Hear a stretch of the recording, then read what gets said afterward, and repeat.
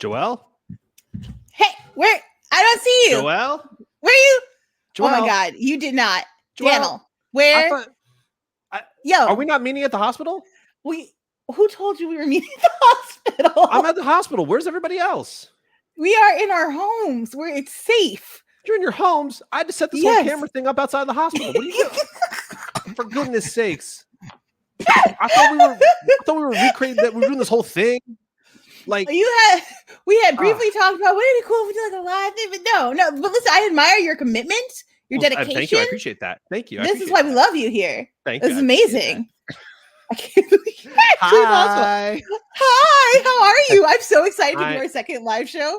I am thrilled to do our second live show. It's going to be great. We have what a banger of a show we have planned for tonight. Ooh, listen, the guys have been cooking for y'all. Made some important phone calls. Got it going. Yes, it's going to be amazing. They called the two you of us. guys. Yes, said, hey, and we were like, "You guys are going to be there, right?" We're like, "Yes." And now we're here and it's happening. And I'm so excited. You guys in the chat, listen, y'all already know fans are what makes the show move. It's what gives us our lifeblood. So we want to hear from you guys throughout. You can ask questions in the chat, like right above the chat screen. There should be a place for you to drop your questions. And we've already gotten so many great ones. So I wanted to start off. Ooh, can I find it? Oh, yes. Okay. So there it is. Mike S asked, right there. What was both Joelle and Daniel's history with Scrubs, and what brought y'all to the podcast? Okay, I can tell my story really, really quick. Please. I was in the office very early one day because I'm an early riser, and our boss, the fabulous Jack, said, "Hey, are you a Scrubs fan?" And I said, "I'm a human, so yes, of course I love Scrubs." And so I had to check it, and he was like, "Okay, well, we've got a really important call with Zach and Donald today. Could you come on and talk to them?" Guys, I was 6 weeks maybe into my employment. I was like, fresh. What is this? What we're doing? Oh my gosh. So we sat down, they started pitching the show, which is pretty much all the core elements we talked about in that conversation did make it to the show. And I was hooked up. I was like, I have to be the one to produce the show. And so I felt I got really lucky and I was excited and I loved it. Daniel, how'd you come to be a part of Fake Doctors, Real Friends? Well, in very similar experience, I was the only engineer at the office that day. No, at the time, my position in the office was basically to be the person who starts the recordings, who makes sure that every recording goes smoothly, everybody is equipped properly, and is good to go when an actual recording starts. Same kind of thing where Jack was like, "Hey, man, we need someone to set up this Scrubs recording," and I knew that high school me, who watched Scrubs every single episode and was a huge fan and actually sang Guy Love at a high school performance, was like, I was like, I'm in. So I dropped off some equipment for the boys, and here we are, a whole live show, 2 live shows later. Whew, oh my gosh, we're so lucky that we got to be a part of this show. You guys, the fans, are incredible, and we're not going to make you wait anymore. The main attractions are coming up right now, guys. Welcome Zach and Donald. Yes. Aloha. I can't hear our music. Play our music. Play it loud. Yes.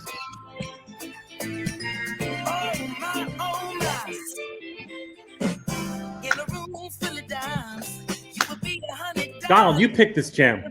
This is a banger. I don't know this banger. I don't know this. You don't know this bop? No, I need to get to know the bop. What are you doing? Bop and a half. What has happened in your life that you are not listening to the radio? We are down with iHeart, and you don't know popular music? Is that his new jam? Is that Bruno's new jam? It's not only Bruno, it's Anderson .Paak. Like, it's freaking Silk fire. Sonic. Silk Sonic, baby. Hi, everybody. We're back live. Full of dimes. You would be $100. Donald waved to everybody. Donald waved to everybody. Aloha. Hi, everybody all over the world.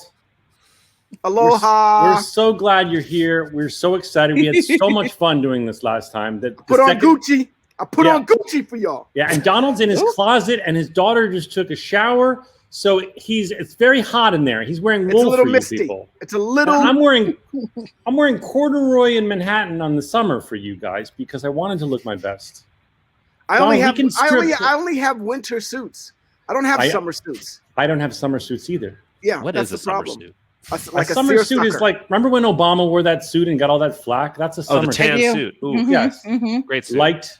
Top suit. I don't have any light suits. Anyway, everybody. All I got is winter suits. I'm so glad we're here. And Donald, don't feel bad. You can strip layers as the show goes on. I would like to, because this is really hot. I know. And do you have a hand towel for your forehead? Because like rappers, you're gonna need. You know how like they keep it on the stage and they go like this. Yeah, you gotta dap. You're gonna have to do that. Yeah, because it's warm in this room. Yeah, you look sweaty as fuck already. Plus the light is really, really hot. You guys, I'd like to take the jacket off now. If that's okay. Not yet, Donald. Okay. Please, come on, at least let us welcome our first guest, but not just yet. I just want to say I'm so excited. I didn't really know which episode we were doing, and I just watched it, and we picked one of the saddest episodes in Scrubs history. You were like, yo, you should do a rap recap for this. And then Right. I watched the show and I was like, you got to be out of your mind. There's no way. It's just like everything that could happen. Well, everything did you bad get that any? could happen. Did you Yeah, I get got a anywhere little with something. Okay, well, show us where you started and where it would have gone, and then you realized that it was a very depressing episode and you couldn't do it. Okay. It's pretty quick, but it goes like this. Okay, but it's the intro, I imagine. It goes, ayo. It goes like this. Okay, go ahead. Do you want your towel? Get your towel. Yo, wait, hold up. Yo, it's back. That fire recap. You could tell by the swell clientele we attract that me, DJ Daniel, Joel, and Zach, all the real class act. It's a well-known fact. Yo, I come through with the good news to cure your blues. And then I watched the show and I was like, wait, hold up. But that was so good. Oh, bomb intro. Very nice. Oh, that was boy. so good. So I love that. In my mind, you like wrote an intro and you were like, this is gonna be awesome. And then you watched the show and you're like crying. You're like, I can't rap about this shit. No, there's no way. There's no way. There's no way. It's so sad. The shining bright spot of comedy in the show. Yeah. We'll get into it. It's obviously. Rob. Rob Maschio. And by the way, the funny thing about Scrubs, the ultimate example of you can have the crazy sad things that happen in the show, and then the other main story is the silliest fucking thing with Rob. Yeah. I can't say his name. Rob Maschio. You say Maschio or Maschio? I say Mash. I call him Mash. Rob Maschio. I say Maschio. All right, we'll find out maybe one day what it is. All right, listen, I have so many surprises. Donald doesn't even know about some of the surprises. I don't know who's on the show tonight. Yes, I wanted to keep it from my lover. Now, Joelle, we have a poll going just because we want you to know we do polls. How's the poll going so far, guys? We asked everyone what their favorite podcast song is. Daniel, can you give us an update? All right. Well, when this poll comes up again, I will be able to give you a full-on update. But right now, the chat is flying so fast. Are people happy in the chat? They're thrilled. Okay. They're totally Now thrilled. make sure, you guys, make sure you. I'm going to look directly in the lens. You, Jim, Carol, Michael, Carl, Stephen, Mufasa, Diane, Jabari, Donald, Adeo Shun, Howling, Ulisa. Yeah, you. Yes. If we haven't said your name, I'm talking to you. Make sure you ask a question because Joelle is going to look through them and look for good questions. Okay. Tanisha. Without further ado, I can't waste any more time. Renee. Let's bring in Donald. Focus. I'm sorry, I was just talking to all the girls. I love you from around the way. Yo. Okay. I'm hyped. I'm ready. I'm ready. I know. This is very exciting. We don't normally because we were naming people, clothes. And then all of a sudden I got into Lisa, Angela, Pamela, Renee. I love you. You're from around the way. You remember that? Hey. You don't remember that? Daniel might. I need an around the way girl.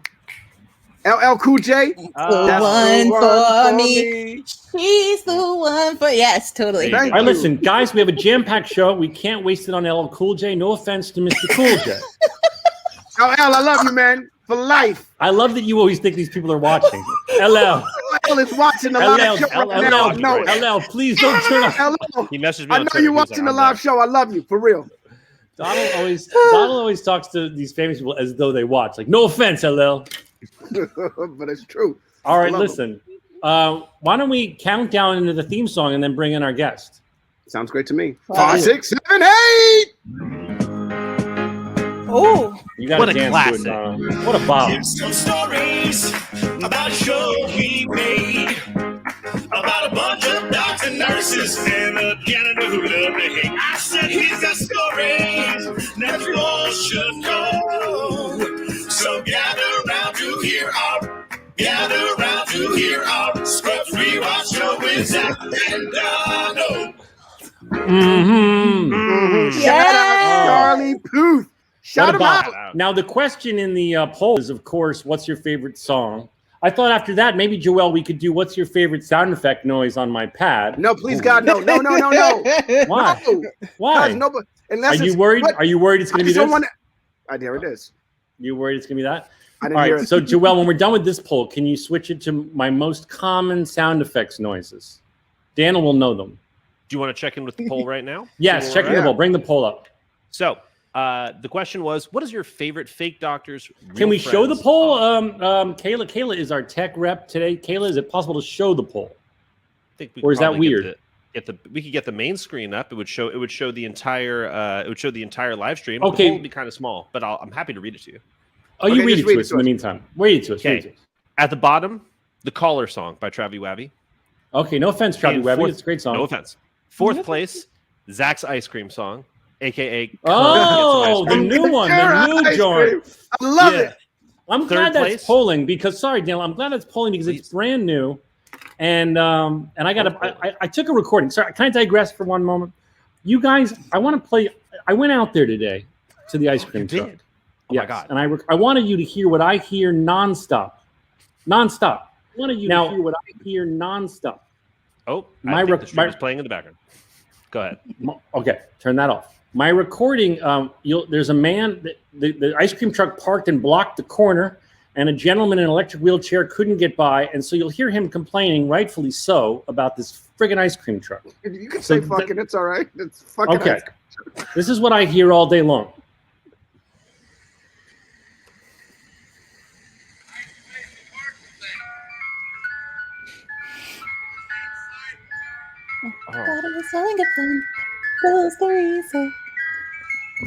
All day, Donald. It's really that perfect, like slightly off key Pop on certain notes. It sounds like a It's out of a Kubrick movie. It's like You want your fucking ice cream. Oh, God. Come get your ice cream. All right, well, I'm glad that's polling. Okay, I like that we get mad when we say come get your ice cream now. Come get your ice cream. Okay, go ahead, Daniel. Third place is Casey Come Down Here. Oh, I thought that would have pulled higher. I thought that would have pulled higher. It's a bop. Okay. Well, in second place, another Travi Wavy classic, Joelle Monique is Down to Get Down. I mean, I really think that's the finest song that's ever been written by Travi Wavy. Well, according to our audience, the #1 most favorite song on Fake Doctors Real Friends. Theme what song. you trying to get into? Oh, a day of shoot. What you trying to do? The thing you're trying to get into. I tell you soon. What is it? All right. Oh, what is it? All right. Without further ado, our special guest, one of the greatest actors in the world. Ever. If you don't believe that, watch this fucking episode. Holy shit, is he good? Ladies and gentlemen, Mr. Johnny C. McGinley. Yes. There he is. Hi, guys. Hey. Hi, Zachy. Hi, Donald. Hi, Joel. Hi, Hello, sir. Johnny C. How are you, sir? I'm good. We're back at school. Everybody's Kate just came home from soccer. Maxie's here. We're in full effect. Johnny, I got to tell you, when I picked the episode, I didn't know that it would be one of the saddest episodes ever. And also, I read online that it's one of our highest rated episodes. In terms of there's, I guess IMDb or other Metacritic, people or fans or I don't know, maybe fans and critics, they rate each individual episode somehow. And I'm told this is tied with another one for people's favorite. Wow. And you know why that is, Johnny? Because I'm just going to dive right in. Did Billy write this? Who wrote this one? This is Bill with Tad Quill. Tad Quill with Bill. Obviously, all the writers, but Tad's name is on it. But John Michelle, shout him out, dude. Our editor, John Michelle, directed this episode. Our editor, John Michelle, did a fantastic job directing this episode. But Johnny C., I just got to go right to it. Holy shit, your performance in this episode is incredible, and I just want to know how did you prepare for this? How did you? An actor doesn't just dive into a performance like you give at the end of the show? What was your process? Especially after 5 seasons. As you know, I keep these, and I had three notebooks for this season because we did 24 episodes, so we were fully into it. And by the time we did this, I wrote down that in September we went to the Emmys together. The fall before this would have been in March or so because it was towards the end of the season.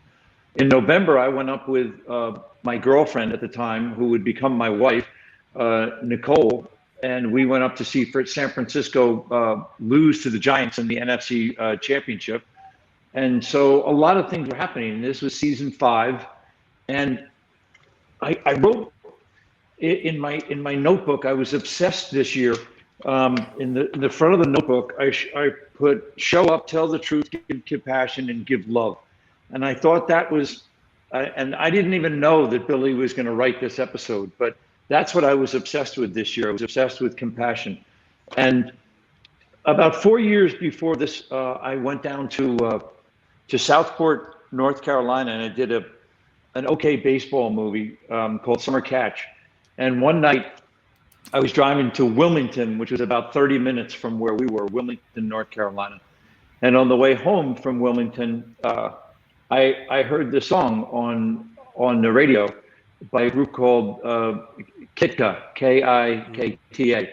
And I pulled over, and it was this women's ensemble. You can play it if you want, Daniel. Oh, Daniel, you have it? I think we do. And I pulled over. It's suffered talking over, so it's okay. But I pulled over, and I'd never heard anything like it. It's a women's Oakland, California vocal ensemble group that does mostly Eastern European, like harvest songs. I came to find this out. I didn't know any of this. I just pulled over. And the next day, I called the radio station, and I asked them what they were playing, and they filled in the information, and I just told you. And I felt like this women's choral ensemble was sticking me. And then when we did this episode, I pulled it up, and it was what was going through my mind when you and I were doing the third act of this episode the whole time. And what it reminded me of was the isolation I felt when Max was born, and we were in the neonatal intensive care unit for those 2 or 3 weeks. And it was very confusing, and what's Down syndrome anyway? And I always felt like I had done something wrong. And so this blame game happens in the special needs community, where surely you did something wrong, and it turns out you had nothing to do with it. And it's kind of an arrogant thing to think anyway. And so wait, I just want to pause. I want to pause you there. So you guys can turn the music off. It's beautiful, but I just worry it's distracting for people. Johnny, just for people that don't know, Johnny has a son with Down syndrome, and so you're saying that you tapped into that experience because what Cox is saying is somehow making what happens in this his fault, his doing. That's the connective tissue. And it had nothing to do with, I didn't know Billy would render this storyline, but I'm familiar, being an Irish person, I'm familiar with blame and guilt. And that was all very accessible to me, and immediately accessible, as well as the posture. When you come in and we're in that doctor's room, that lounge, I remember holding my stomach for 2 weeks, 2 or 3 weeks, while we were down at the hospital with Maxie. I just kept, I don't even know why. I don't have any stomach issues. I don't suffer from throwing up and stuff. I just felt like my insides were going to burst. And that's what was accessible to me in this episode. Yeah. Well, God, it was so beautiful. And I'm sure I speak on behalf of everyone watching, but thank you for tapping into that, because, the magic of this show, Johnny, as we always say, and as we said before, right before you came on, is that Bill Lawrence could create something that could have, I got goosebumps while you were talking. I got goosebumps about 5 times while watching the show. And then the other storyline is Todd. just pretty much deciding that he's coming fluid. to grips with his sexuality. Yes, He's what Joel. What goes beyond fluid? He will have sex with any he's type queer. of person. I think isn't that queer? Isn't that what you can use the term queer or polyamorous, whatever best fits your situation. Okay, yeah, but that's how do you fold in age there? Because at the end he reveals he's also very attracted to seniors. I mean, listen, you're available to all. You're open to whatever's pleasure. You're still a person. I love that about Todd. Yeah. I love that about Todd too. Listen, when he's walking down that fucking hallway at the end, dude, and he's like, "That I like that." Yeah. What does he say? He's like, "I like that. I like that. I like that. Ooh, I like that." Okay, can you do that storyline in 2021? Could you do that in 2021? You could go further on you that could go even storyline. further Yeah, now. yeah. Absolutely. Yeah. Hot Italian sausage? No. Well, he can't be a sexual harasser at the workplace. He certainly can't be. What does he do to the women's breasts? He can't be doing the motorboating. No, motorboating. That's not allowed. Not allowed. None of that. Hey, Dan, but I have you a could question. absolutely. I'm Go ahead, sorry. Donald. Go ahead, I have Donald. a question to ask. There's a little behind the scenes thing. What if I just press record right now? Oh, I didn't press record either, Daniel. Daniel, that's on me. I guess you never told us to. we did talk about it a little bit. Daniel, you never mentioned it, and I forgot. But it's on now. For those of you, hello, that's on me. Listen, for those of the audience for those of you in the audience wondering what we're talking about, we're supposed to be audio recording this for the eventual real audio podcast. Mm-hmm. And Daniel, our engineer in charge, never told us to do that. Daniel. Hello. Let's start from the top. Can we take it from the top? Yes, let's start over. Let's just start all over from the very beginning. This is why we have backup recording, so we're fine. Let's record now. A very good place. Daniel, in our defense, you never told us to audio record. So for those of you who are listening to the audio recording, sorry. I don't know what's going on with my mic either, man. Like, this is not good. All right, don't worry about it you now. Sound good. Listen, we have an audience watching the show. Just focus on that. I just wanted to make it clear that I forgot to do that. And I'm sorry.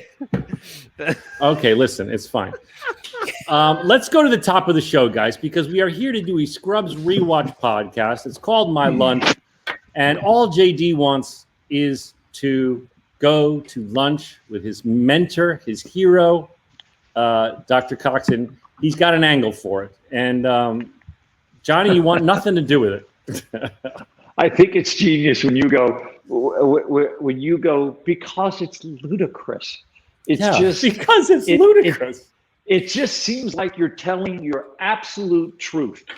Yeah. There's no way. It's ludicrous. And I don't think JD is putting on airs in his mind. I don't either. There's no way. There's no way you don't want to. And interestingly enough, Cox doesn't give JD many inklings that he truly cares about him. He doles them out very sparingly, but he does in this episode at the end. He really does say, hey, I want to give you. You need to know this about blaming yourself. And the writing is so genius because, of course, unexpectedly, it's going to come back. It's the setup of, well, it's unexpected to Johnny, but to the audience, I was like, this is such a setup, dude. He's going down. But you're watching it from an actor-writer perspective. I don't think the audience saw any of that coming. I've seen this episode quite a few times now, too. But right. I will say this. From my perspective, it was like, oh, he just set himself up. When he's giving JD this speech about how, you can't blame yourself. And he has these 3 patients in the hospital, right, hanging on by a thread. It was like, dude, you are jinxing yourself. You do what Cox hates to do. You know what I mean? When, like the episode when he's pitching when he's throwing the no-hitter in the hospital with all the patients, and everybody's trying to keep it down because they don't want him to know. It's the exact same thing here. But he crosses the line and says, this is, it can't be your fault. Don't blame yourself. Right. And then it kicks him in his butt. This is where it kicks him in the butt. This is where it got me. Because when the first 2 passed away, it was like, oh, okay, they were going to die anyway. But when the dude with the liver, was it the liver or the kidney? With him, it's a kidney. Dave Bradford is kidney. Yeah, with the kidney. He wasn't supposed to die. He could have lived. Cox says he had another month. Yeah. Now, Johnny, you'd worked with that actor. Hadn't you worked with him? Yeah, he's a dear friend of mine. We went to NYU grad together. David Allen Warshawski, who is now the dean of the grad acting theater program at USC. Wow. And, he's one of the finest actors on the planet, and also an acting coach that I use. I use him to get ready to go do Glengarry Glen Ross. Zachy came to see. I did a revival of Glengarry with Al Pacino and Bobby Cannavale about 5 years ago, and I was incredible. commuting down to USC to use David as my coach. And wow. So there's a lot of history there.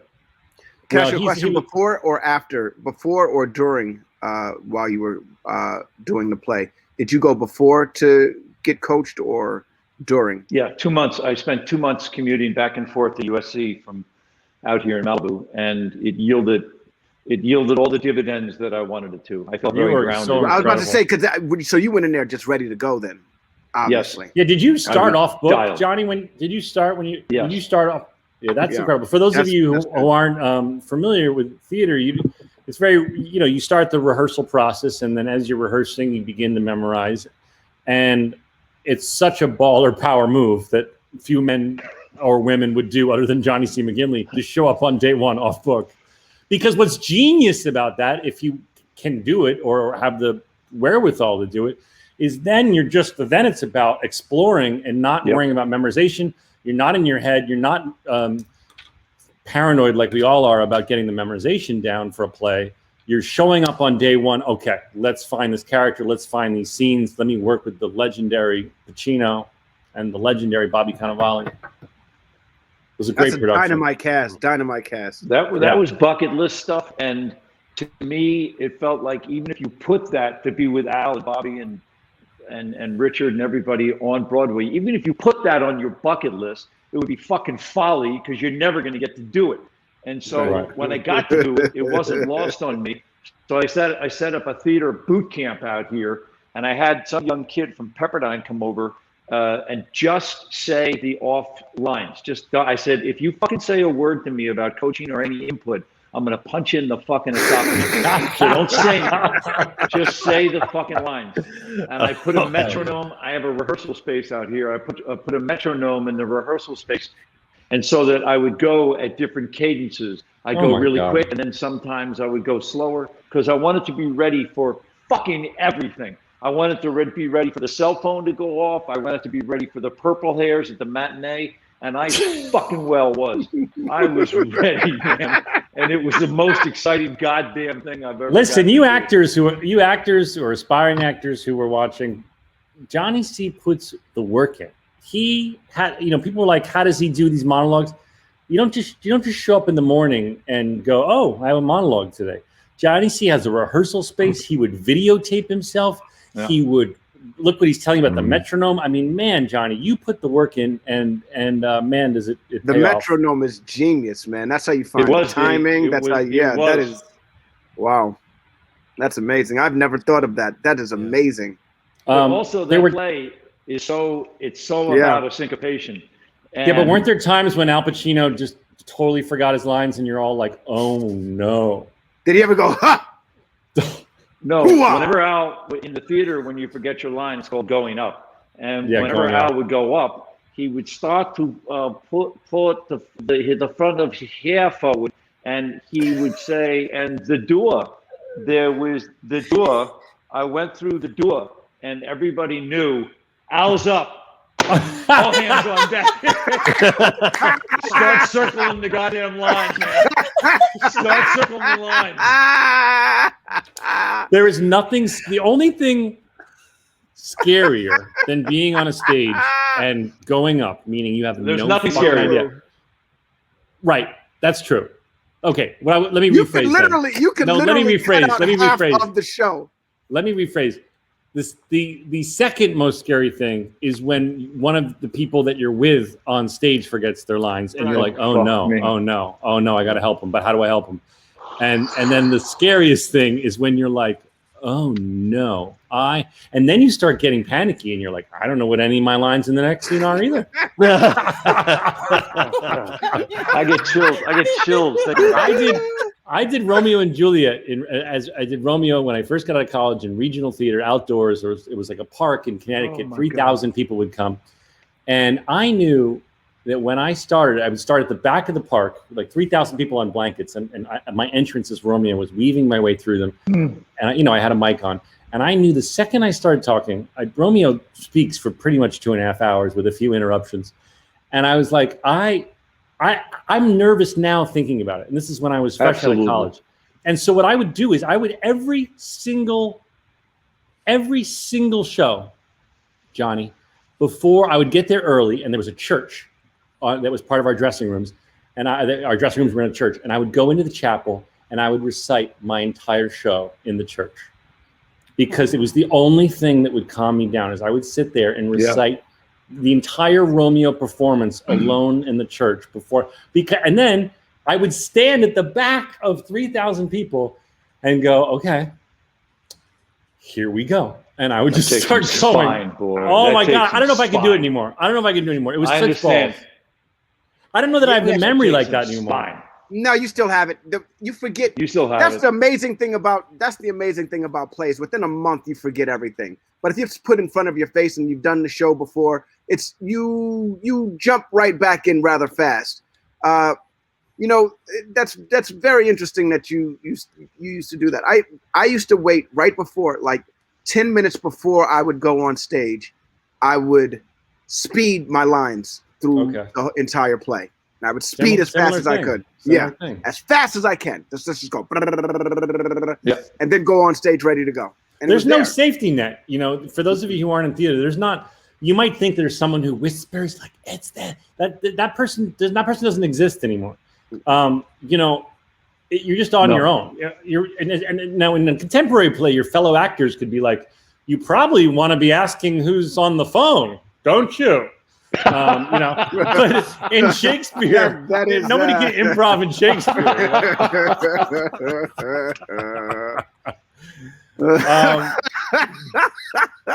All right, so let's get back to the episode. Jill Tracy. Yes. No, but you can't gloss over Mash's first entrance because. Oh, sorry. Yes. With two daughters and a part of a community that doesn't abide any bullshit anymore. When he came in and said Italian sausage, I was really proud of Rob for committing and doing it, but I thought it was really fucking offensive. I did. Yes. Yeah, dude. Oh, dude.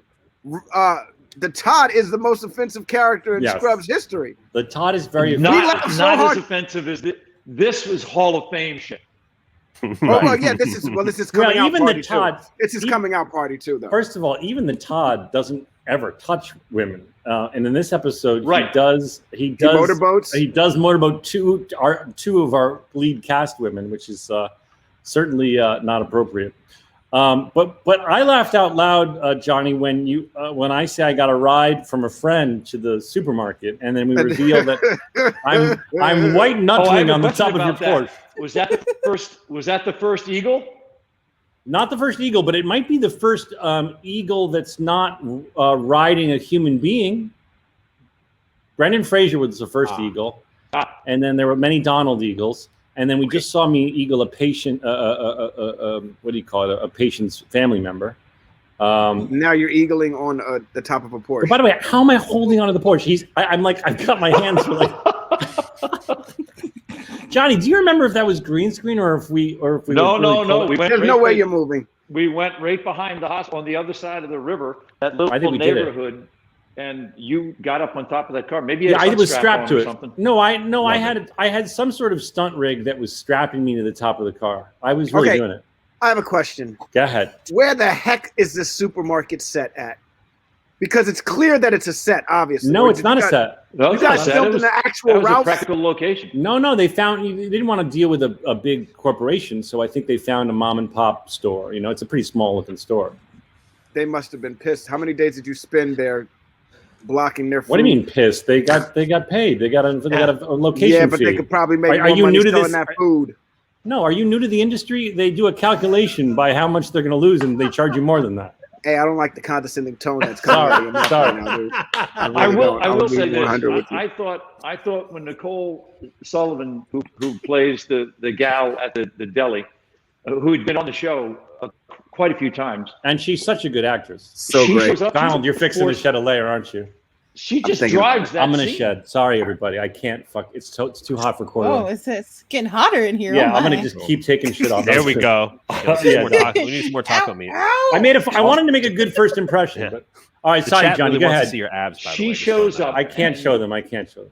She shows up and she just drives that. You and I have nothing to do, and she just drives it.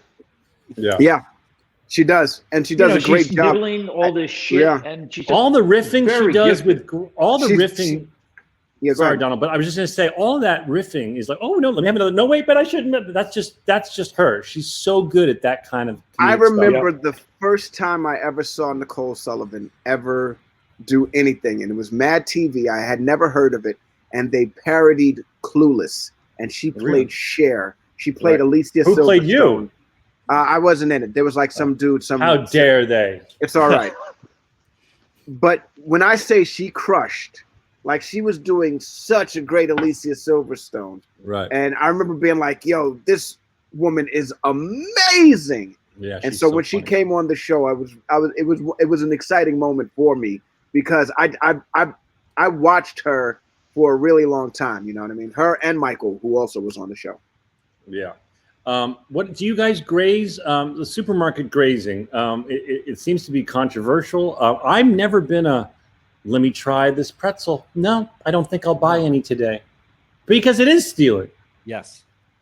It's also just I've never been a grazer. I was gonna say beyond Especially the theft, these days. that's gross. Like people's hands in food and in your mouth, and then more. Ew. I just think about how many times like I touch a tomato or a freaking pear at the supermarket. Yeah. You know what I mean? Yeah, when I but you're pick gonna it up, wash to that inspect shit. it.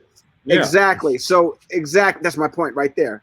That's my point. I'm going to take it home but there and are wash people. it. You can't do that. I'm not talking about that Grazing. section. The section that we're in with like the yogurt covered pretzels and the little things that you can fill a bag with. There's lots of people that consider it fine to just do a little like taste tester. No, I'm not feeling it today. Nah, man, that's gross. Yeah. Take your hands off my I don't know food. if I dig on I that. never did that. Take You your was a hands off my broke-ass food, actor. dude. I didn't even do that when I was broke. It just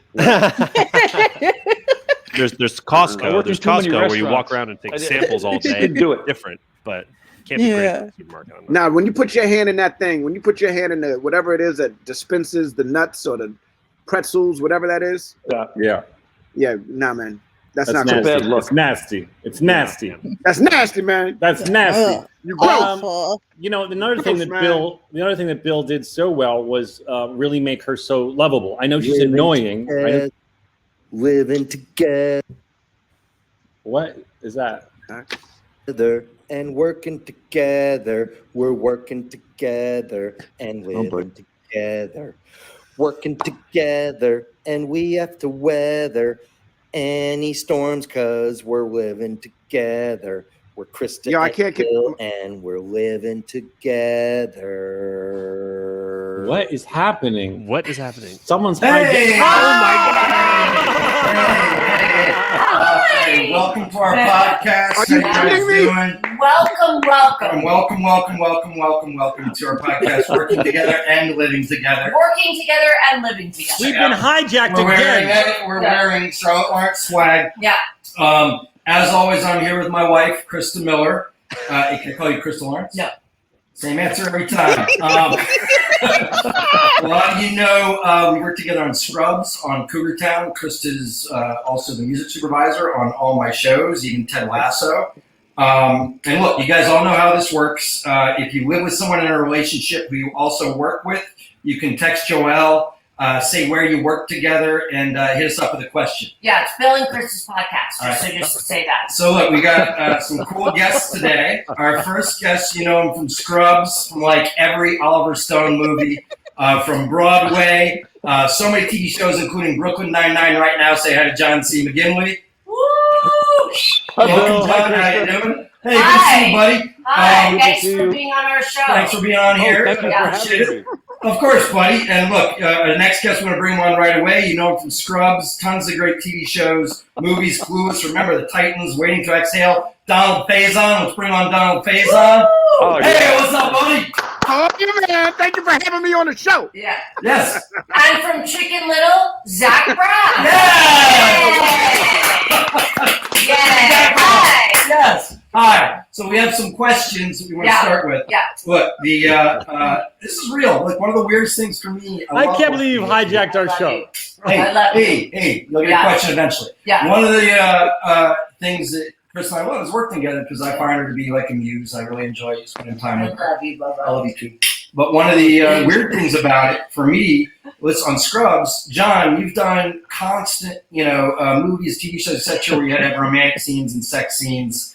It had to be a little weird getting to know me as a friend when you were doing romantic scenes with Krista. Does it change the vibe at all for an actor if you kind of are friends with the spouse who's there and just around all the time? Did it make it weird?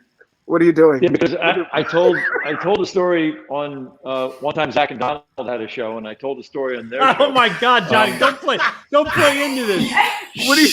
One time, don't make me take you off I had to really make out, and you had instructed her, or you diabolically told her to kiss me with her tongue, and she did. And I came up to your room up on the fifth floor, fourth floor. And I told you did it, and then you waited 1,000. You leaned in and you go, "How did it feel?" Which is just horrifying. Yeah, we like it. Yeah, well, it's anything I can do to help the acting process, right? By the way, a real question though, Zach, because Johnny and I, we've both been doing this for a good long while when that went down. The first season of the show, you had to have a sex scene with Krista. Was it weird? It was a wasted opportunity. Was it weird with me being there and just being on set? And by the way, she looked smoking hot during that stuff. I was so attracted to Krista Miller, and my new boss wrote a scene where I had to make out with her, and I truly remember being very, very nervous. And I definitely kept my lips very, very closed. I kept them pursed. But then as we got to know each other and become closer, I was hoping that I might get another opportunity, but I never did. No. Well, that brings us to it. You said you had a question. Why didn't I get to do a love scene with Donald? Yes. Yeah, what happened? Donald said that he didn't want to do that. He said that. No. I would never say that. I would never say that. I feel like you want to have a sexy vibe. Wow. I feel this inappropriate. It's really uncomfortable. It's really uncomfortable right now. All right, Bill, can we have our podcast guys? I'm almost done. But Zach, I heard this important. I did hear that you're about to start work on a movie with your awesome gal pal. I said gal pal. And I want to hear, about that really honestly for a second. But first, as we do every week, Joelle, we got a question from the audience? Yeah. Joelle? Oh, cool. Me and my wife both work at a bank. I love it, and she hates the job. I know I should be okay with her finding a new job, but is it normal for me to be upset too? Oh. Yeah, look, I'll answer first. I think it's just probably a product of you missing her and cherishing the time that you guys spend together at work. So it probably means that you guys actually work well together, and you're going to have to find a way to fill that. I will tell you right now, when Chris and I work together, tell him how you treat me. It's the only time that you actually I respect Bill at work, but I listen to him at work, not at home. And I think your wife, she hates it. She should be able to find a new job. You'll be fine. You see her at home. It's enough. That's a good reminder. All right, look, I was going to ask about Zach and Flo's movie, but I'm afraid that's all we have time for. No, we have time. We have time to come on my movie. Daniel, play us out, dude. Daniel, get the song back up. Charlie Puth and I wrote it. Play us out. Whoa, Daniel, no. I don't want you to leave. Can you stay for a little bit longer? I can stay. Am I allowed to stay? Yeah, stay for a little bit. Absolutely. Wait. Yeah, there. No, it's not a good song. It's good to see you guys, man. We just I thought it was wanted to fun. see you. All right, Hello. everybody, All right. calm down. Okay? You calm down, Zach. This is a big moment right now. I am back man. to the. I am back to being the host of the show with Donald. Oh, jeez. Hey, by the way, even though you guys let me joke, I want to sincerely thank you for allowing me to occasionally come on my podcast.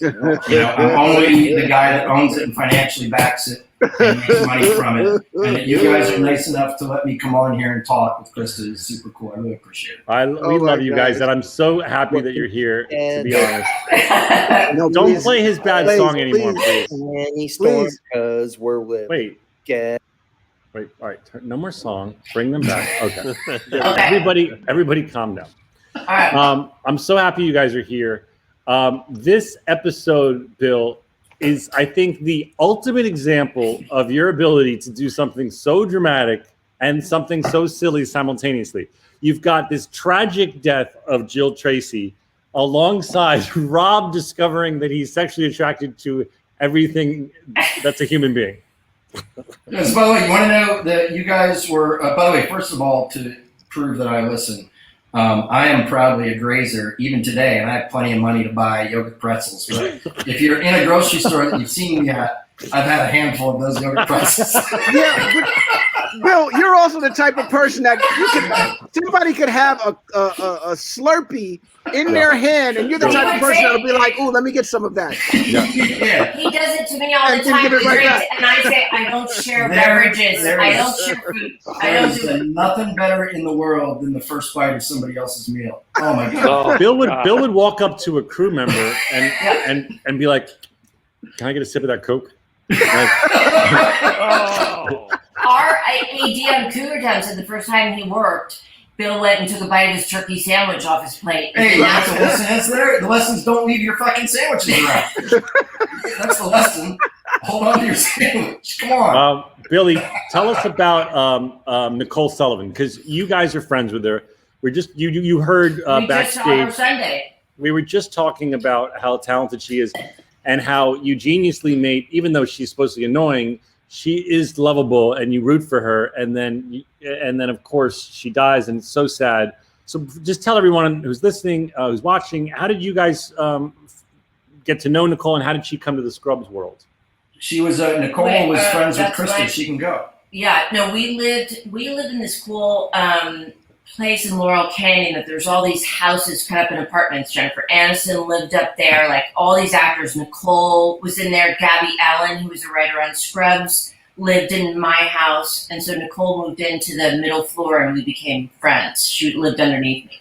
And we both always thought she was, you know, especially the world that you guys are all in Scrubs, where you had to be able to switch on a dime between comedy and goofing around and drama. We knew Nicole could act, but we both knew her first and foremost as a female Neil Flynn type, in that there is almost no better female improviser when you can go to a grocery store and say, hey, can you just make up some stuff about what you're eating and maybe you want a few more nuts? And she's so quick. But much like Neil and our old cast, she can turn the corner and crush you and act when you need her. That was so amazing. Just watching her do that little bit, like, no, I shouldn't have it. Well, I will, but I won't. Like the back and forth turns was so amazing. Yeah, I'm working with Nicole now, actually, on an animated show. These guys have all been on it. The Clone High's back. And Yes. Clone High is back. Clone High is back. I hope to make a reprise. Yeah, come on, Bill. Right? Where's Donald's part? Donald's already in the script Yep. numerous times, so I know that he's returning. I know that for a fact. Johnny, and I have a question for you. Have you ever run into Hugh Jackman? Yeah, what's going on here? Yeah. Okay, I need to know the story. Yeah. Is this something that you wrote, Bill, or is this something That's that a Billy Johnny question. has? No, I've never met Hugh Jackman, but that's a Billy question. I can tell you a real story is that I once, and I don't know if it's BS or not, on the internet, read a real sounding thing that said Hugh Jackman had a kid that got shit at school because of Scrubs saying, Dr. Cox saying that about Hugh Jackman. Oh, no. So I reached out to his agent and I wrote him a note, which is the truth of this. It said, we were trying to pick somebody. You wrote the kid a note. I wrote the agent a note that said, please pass this on to To the Hugh, kid or to Hugh?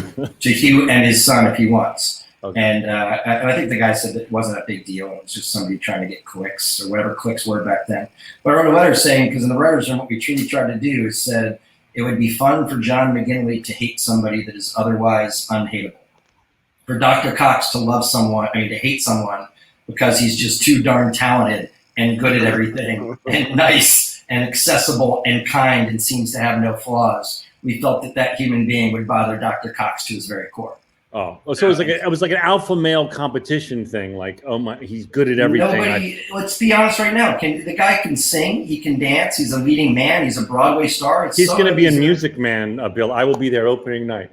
But doesn't it annoy you on some level? Well, this is a big question for Krista, Donald, Johnny C, and Zach. Everybody has a different thing when they see other people that are very talented. Okay, so when I went and saw Book of Mormon that Trey and Matt wrote, and they to that time before that really only done kind of South Park and South Park Movie and Team America, and I saw it and saw that they were able to do that. I went from really enjoying it and then to getting furious that it was so good, and then hating them because I couldn't do it. And so that's how I look at other talented people. Well, that's how you guys don't do that. It's probably healthy. So it probably makes you healthy that you're like the top sure runner in town because you don't have that many people to hate. Like if you had this problem and you were not successful, you'd have to hate so many people. Yeah, it'd be a problem. I still find ways to do it. But the real question is for you all, do you get blown away, I'll ask you because you're here, do you get blown away when you see an actress do something that you're just like, oh my gosh, I don't know if I can do that? Or do you then go like, oh, I can't do that? No, I feel it's inspiring. Really? Yeah, and then if there's an article that actress has done, I want to read it. Like I'm really inspired and interested. It seems like a healthier path. What about you, Johnny? If you see something, I'm interested for all three of you on that. If you see someone blow your doors off, I get inspired. I get really inspired. That's two healthy answers.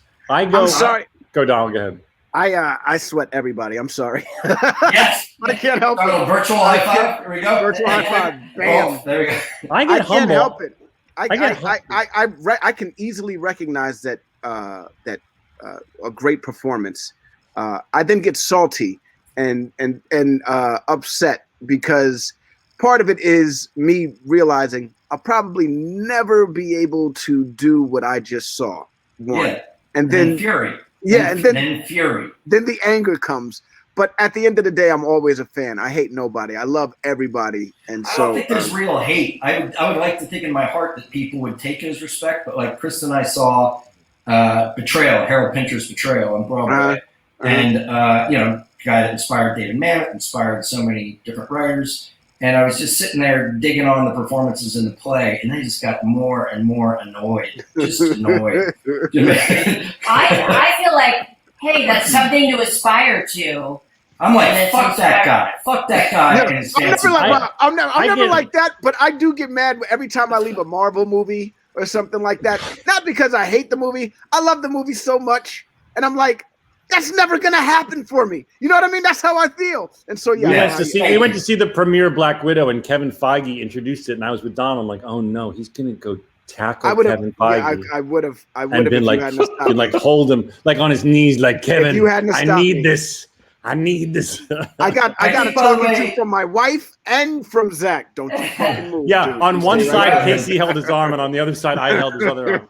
Well, I don't understand. There's a different version of it, Zach, for you. Do you guys ever use it as bulletin board material? Like for me, sometimes I do go, oh man, come on, I got to up my game. I got to try. Yeah. I get inspired. I also get humbled sometimes. I don't think that I can do that. And I, when I saw like Bo Burnham's special Inside, I thought like, I am good. I'm very lucky to work in this industry and I'm proud of what I do. But I'm not like that good. That was incredible. I get, sometimes it makes me humble. I go, I think I'm okay. I'm proud of the work I do, but I might not be that good, Yeah, man, it's you guys all had healthier responses. I'll try and get there. You just swim in your own lane, Bill. The other thing I've been focusing on, by the way, is a true admission before we have to split because it's kids, it's teachers' parent night at parent school.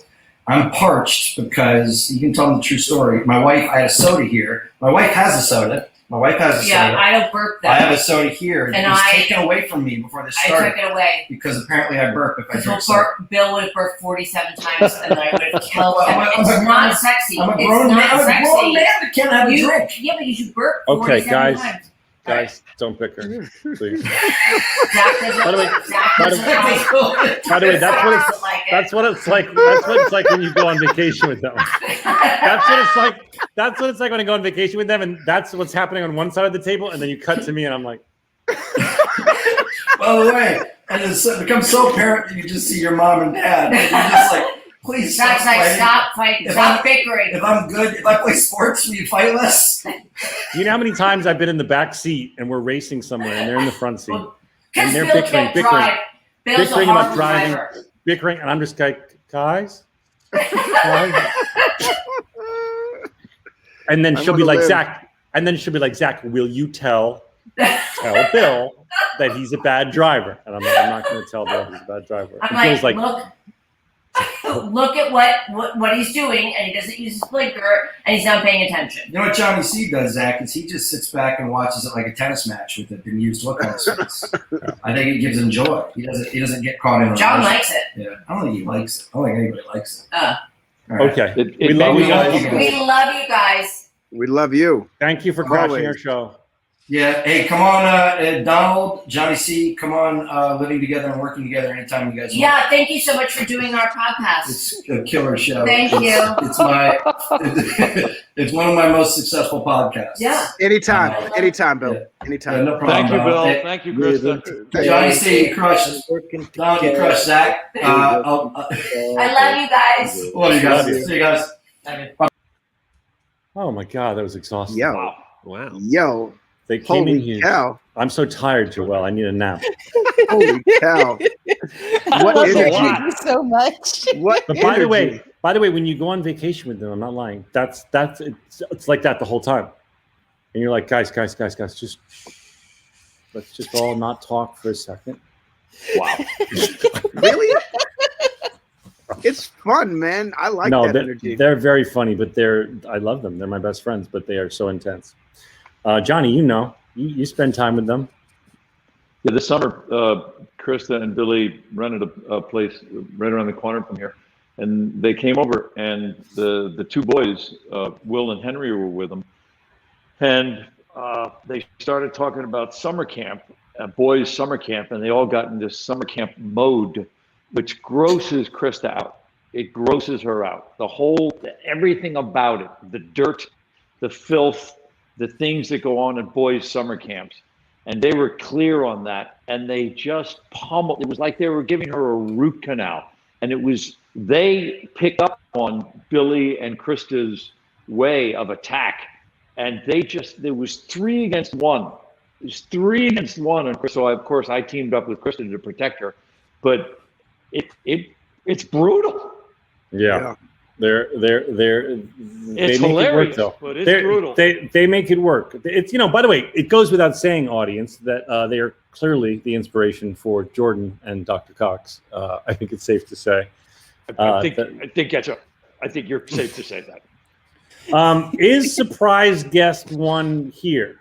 Yes. Okay. Now the way we're gonna do this, Johnny C. I'm gonna close my eyes. No, Johnny C. as well. You're gonna cover your eyes or close your eyes. And okay, now bring guest 1 in. Now, guest 1, don't cheat. Guest 1, don't say anything, my beautiful guest. Don't say anything. Now, guest 1 is going to say something that will reveal oh no. Where's guest 1? Okay, guest 1. Say something that will reveal to these two who you are and how they might know you.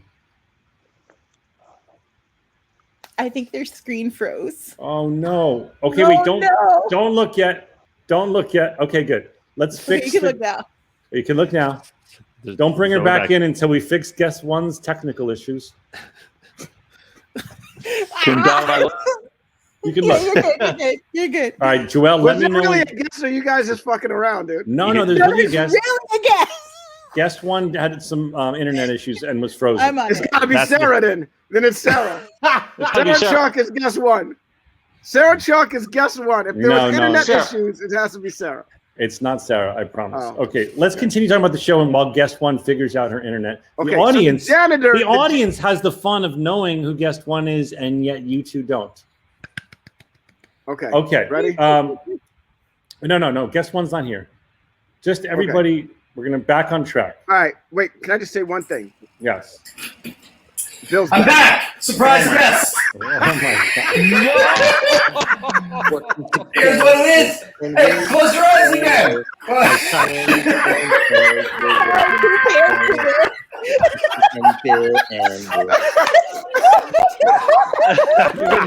You're gonna give Jack a free answer. Oh my god! So you're gonna give me a heart attack. All right. Close your eyes. Hey, can I have a sip of your soda? Okay. All right. Quiet down. You guys, everybody, calm down. Hey, can I stay a little, Zach? Because I got permission. Yeah, please. This is doing the conference. Oh my gosh. You can, but you have to be quieter because you're not the host. You have to be a little quieter. I'm sort of the host. Oh man! All right, now quiet down. Now, Bill, you're going to get a special guest. All right, let me cover my eyes. All right, cover your eyes. Bill, you cover them too. Is surprise guest one here? Oh no, guest one is frozen.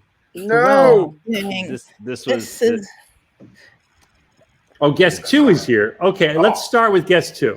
You want to start with guest two? Okay, cover your eyes, guys. Bill, cover your eyes. I'm serious. No cheating. Let's bring in guest two. Guest two, please don't say anything.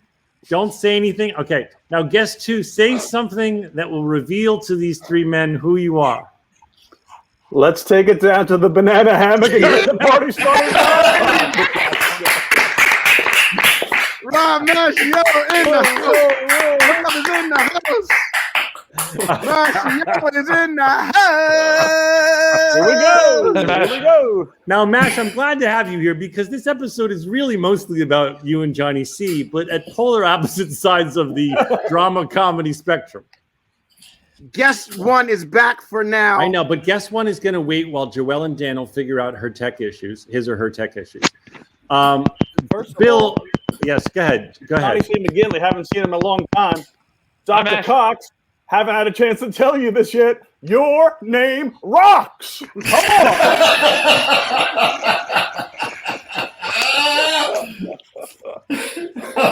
Hello, Rob. I missed you. It's good to see you, Rob. What up, Robert? Rob, I have a question about the banana hammock because I was in the Central Park at Sheep's Meadow. Johnny C., you know it well. Bill, you know it well. Yep. And there's a lot of gay men and European men and perhaps straight men, although stereotypically not their thing, wearing Speedos. And their penises are held pretty tightly, I think, against their bodies. Whereas you in the show, I've now watched 5 seasons. There's a lot of bounce. Why is there so much bounce? There's a lot of jiggle in your hammock. Why is yours not held like the men in Central Park? It's got a lot of swing to it, like an elephant trunk. Well, listen, as you get older, there's even more swing and sway to it, guys. It's called old man balls. You familiar with it? Oh, yeah. It's not your balls, Rob. It's the actual trunk. We've seen, Donald and I have studied 5 episodes of the show. There should be a separate podcast on the hog, the Tim Tam, the currywurst, the pork and beans, the fiddle faddle, the wham bam, the zoo ender. Boom! 10 hog jokes in one thought. All right, listen. What's the Anaconda joke, Donald? Someone says, is that Judy who says, is that the one? Someone says, I went to see Anaconda, and then someone, I think it's Carla, says, is that the one with the giant snake? And he pops up and goes, no. And he pops up and says, what, Rob? Go. No, this is the one with the giant snake. I waited back there for an hour for a setup. My back is killing me, but I nailed it. It's about commitment. We should just do lines from the show all the rest of the podcast. Do you remember all your lines? I remember them all. And by the way, if you ever wonder what it's like to have an erection that lasts 9 hours, ask me in 20 minutes. By the way, these are all Bill's, all come from the mind of Bill Lawrence. No, how dare you? How dare you, sir? How dare you? Oh, the comedy genius of Bill. All right, so I'm gonna be semi trying to keep us on the episode a little bit. So then we cut to a series of people who say that you lied. Rob, the character, Todd, has lied about having sex with them, and the first two are Sarah. Have been on the show before. Renee, who's Sarah's stand-in. You remember that she was a bartender at a wedding, was it, Donald, where she served some a drink, and then the next is Katya, who was Judy's stand-in, and says, "God, no."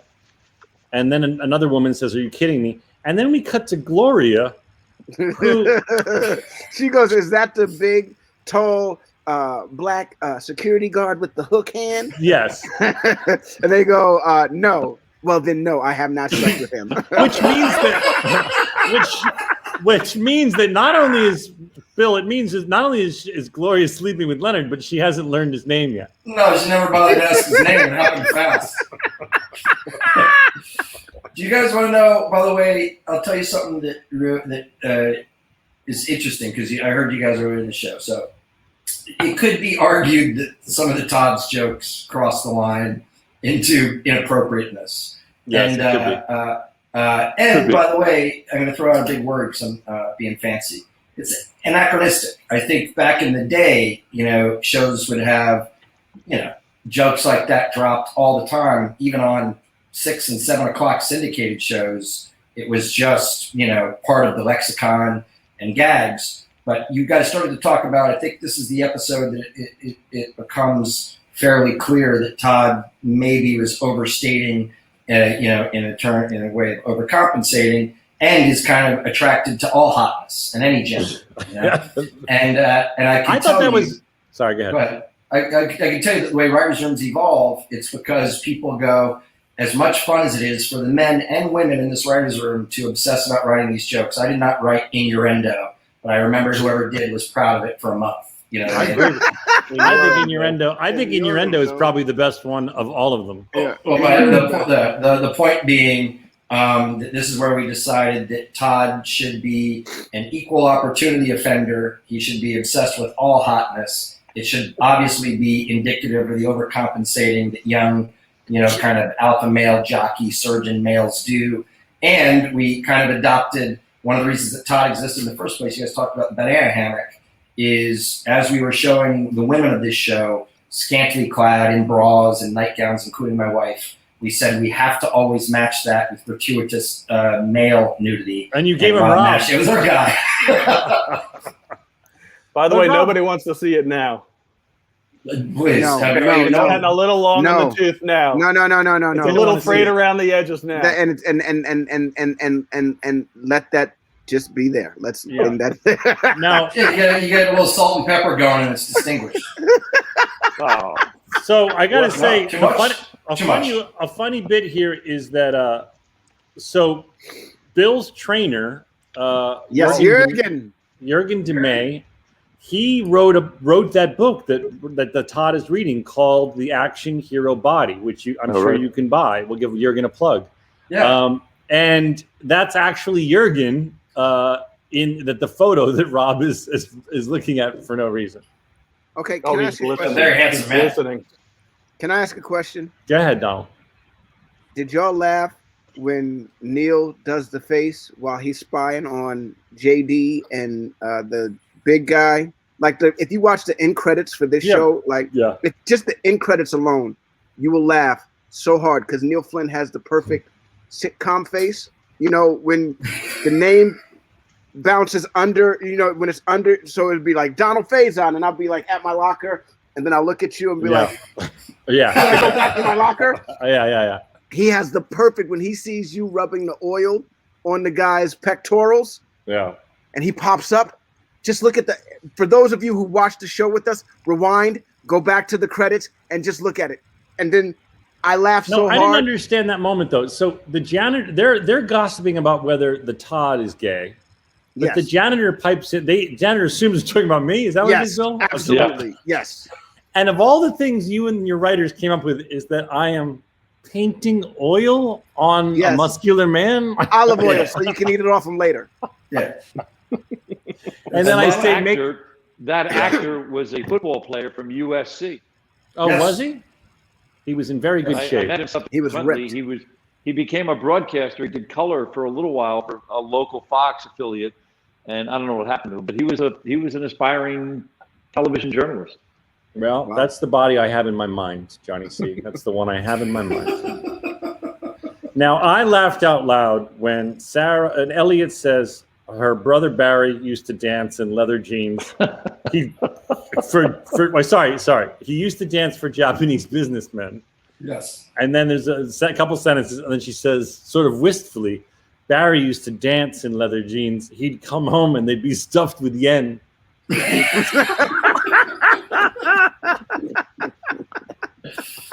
Yeah, by the way, Elliot had a gay brother Barry, which I love because of her parents were so conservative. Yeah, we have been tracking. R.I.P. I didn't get a chance to join you guys. Such a sad thing that that great actress who played Sarah's mom passed away, man. Marky Post. Marky Post. Oh, right. And she was so funny in so many things. I used to love her on Night Court. I grew up with Night Court as a favorite show, and that was one of the ones I used to watch regularly. And she was incredible. And much like all the people that we respond to, because you guys are talking to Nicole, isn't it fun when you think of guest stars that show up on this show and are just game? Do you know what I mean? Yeah. And she was someone that just showed up. And, I was like, you're the worst mother in the world. You say short bangs give her pig face, and you should just be awful and not have a sympathetic bone in your body. And she was like, gotcha. And she was just awesome. Hey, there's another guest here. Should I close my eyes? Wait, no. The guest 2 is having technical problems. No, they're ready to go. Hold on, let me check. Guest 1 is out. Yeah, Donald, you think I'm not micromanaging the problems? I don't want the audience to know about our technical issues. So then Rob, I tried to steal this podcast earlier.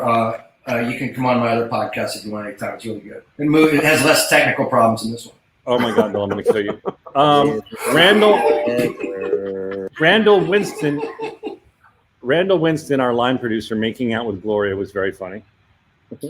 Yeah, by the way, one of the cool things that you guys should point out, and I'll go back with a little trivia question for John and Donald and Rob, if they remember.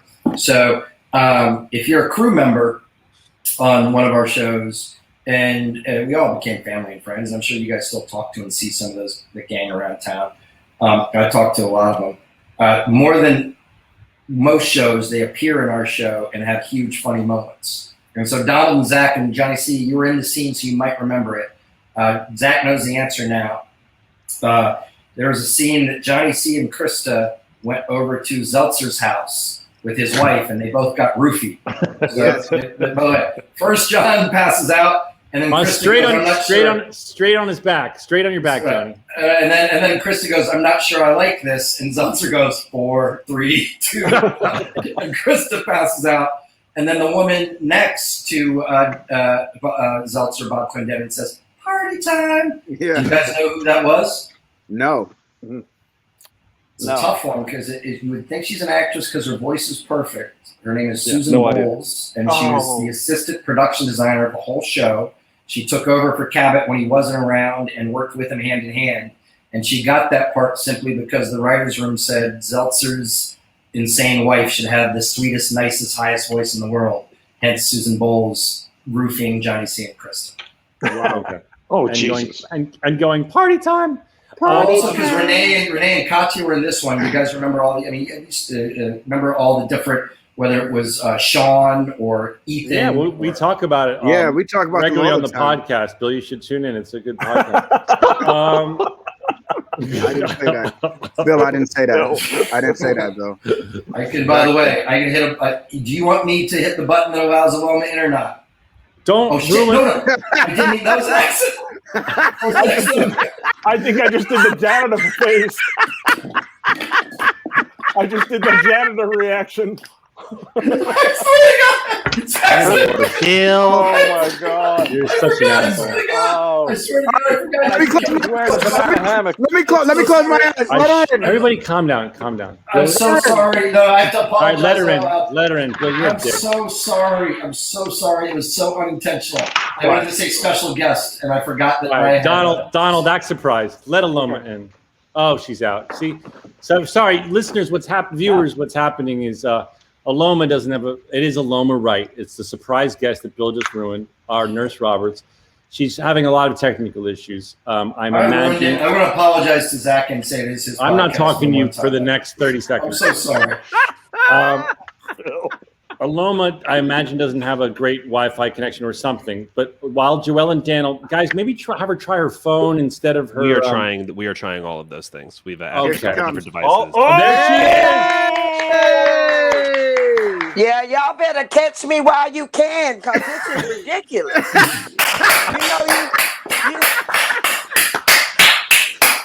You can't trust old people with this electronic shit. You can curse all you want. How you doing? Oh my God, you look so beautiful. It is so good to see you. It's good to see all of you guys too. As much as I could hear, it was horrible. I'm like, I'm in a nightmare. Oh, I was watching. We had this little chat. How's everybody doing? Oh, we're just so glad to see you, Aloma. We've been so happy you're here on my podcast, Aloma. It's so good to see your face. Oh boy. On your podcast. Yeah. Literally, the only reason I stayed was I wanted to apologize in front of God and everyone for killing you when I thought the show was on. Oh, yeah. I thought the series was over. And by the way, and some of the best episodes we've ever done. I can't wait to see you, Bill. It was great. Zach, by the way, out of love, I'm going to let Zach tell this story because I so ruined the surprise by accident. Zach, it's one of my favorite stories. You have to tell it. It involves a car. Oh, I knew that Aloma was going to die in an episode because Bill thought that the show was coming to an end. And he thought, well, we got to go out with something dramatic. Like Nurse Roberts is one of the most beloved characters. That's what you do. Show's ending. We got to kill somebody off. So I pull into the driveway, in the parking lot of the hospital, and I see Aloma in this brand new, beautiful, like Escalade.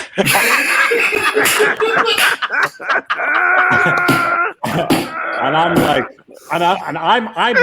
because I was close to Bill and I knew inside scoop. I knew this episode was coming, and Aloma's like, me, hi. And I'm like, oh no.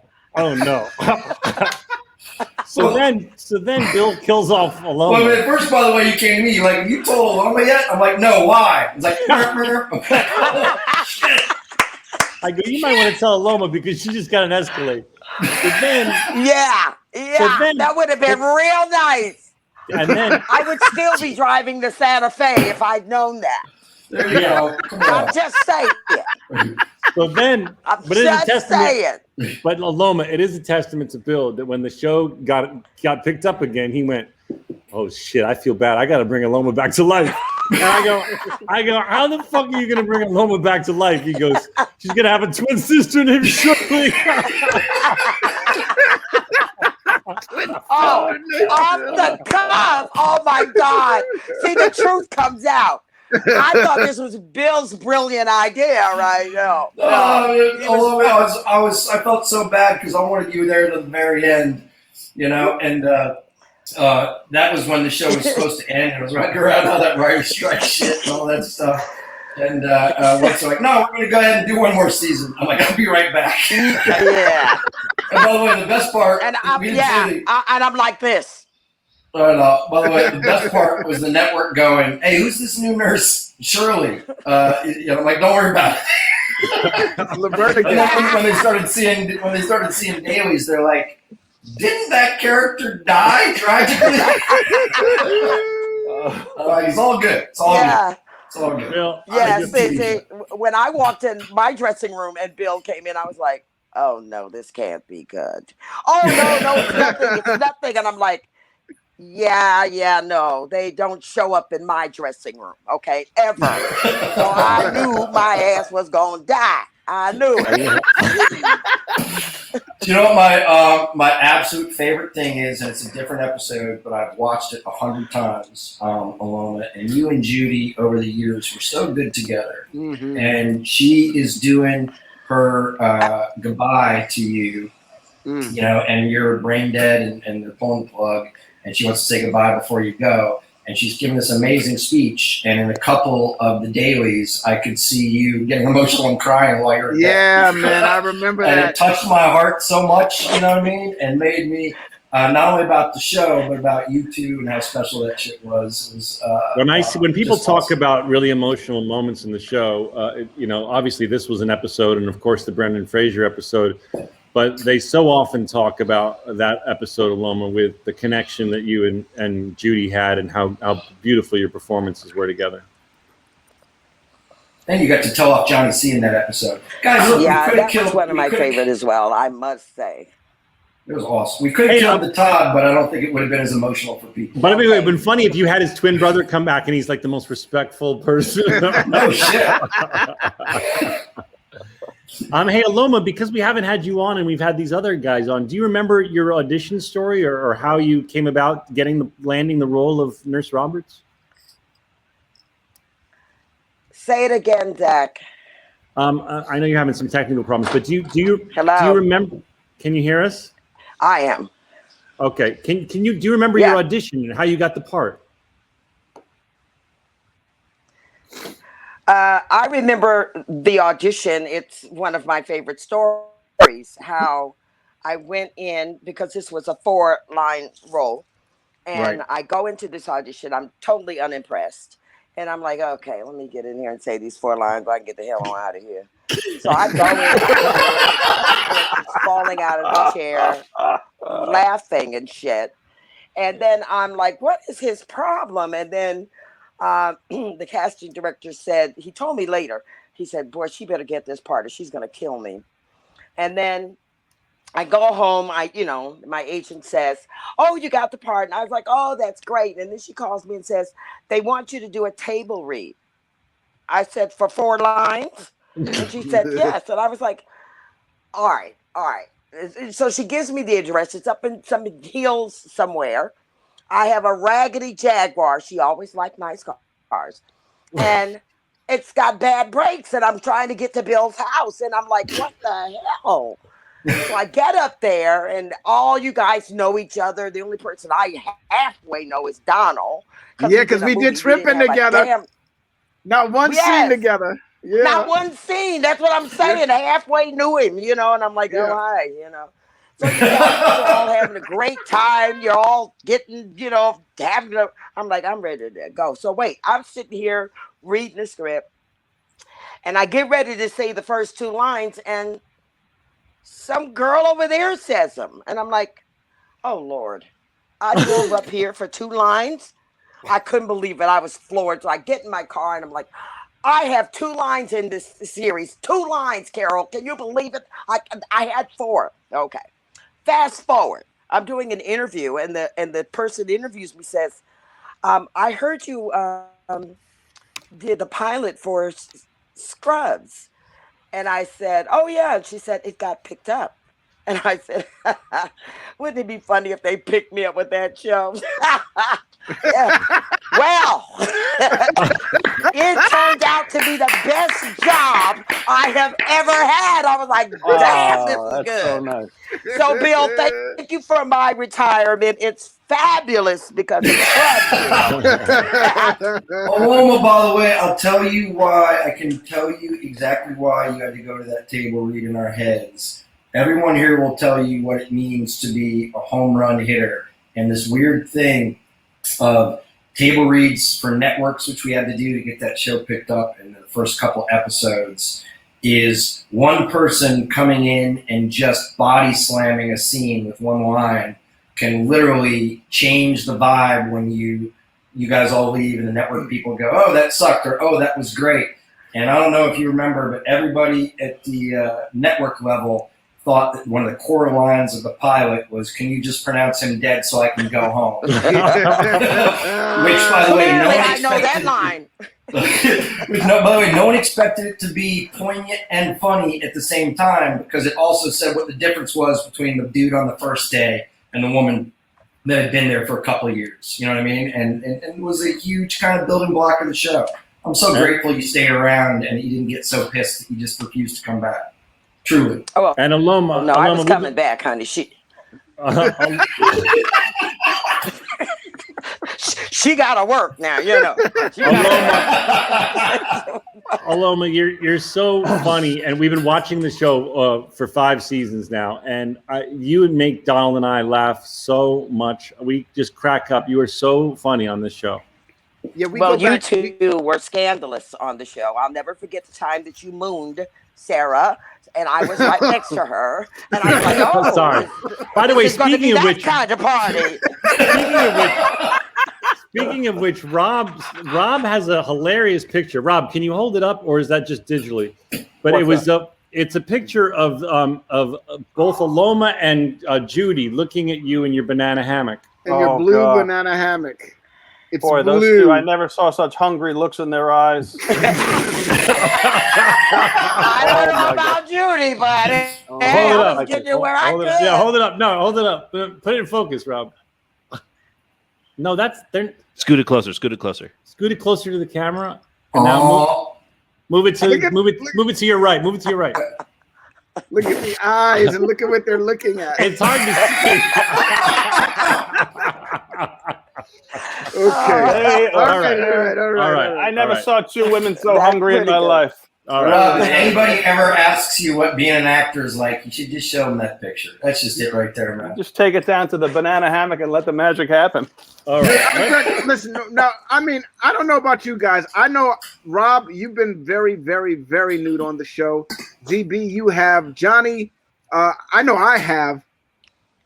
It was something that we kind of, as the men on the show, we kind of had to do it, though. You spoke about it earlier, Bill, but it was like we got really, really nude. Like I remember fair, once, by the way, because I think Aloma will testify forever and ever and ever on shows, whether it's a soap opera, a movie, or whatever. The women go down to underwear, nightgowns, and shit, and the dudes don't do jack. And so we knew we were being inappropriate in a lot of ways, so we thought we had to go. But when I'm watching back now, I'm looking at Rob's body and Johnny's body, and I'm just like, oh my goodness, dude, do some fucking push-ups. Like, what is? Yeah. Well, Johnny C set the bar, you guys. Come on. This guy was Johnny. Dude, I remember lunchtime, and Johnny would just get fuel. He didn't get lunch. Yeah. He just got fuel. That's what he would say. We had a gym down in the basement. There was that we could go lift down in the morgue. Right. Dude, you brought an exercise bike into your dressing room and would literally read your script and do exercise for hours. Yeah, I guess there was no reason. Sorry, Johnny, go ahead. Say again. Billy gave me all those rewrites, so I had to figure out a way to learn them. Mm-hmm. I'm still out there, by the way, leaving everything to the last second. If that makes you guys happy as a group of thespians. Really? On Lasso, on Ted Lasso, you do that too? Jason and I both kind of do that a little bit on rewrites on Ted Lasso. It's true.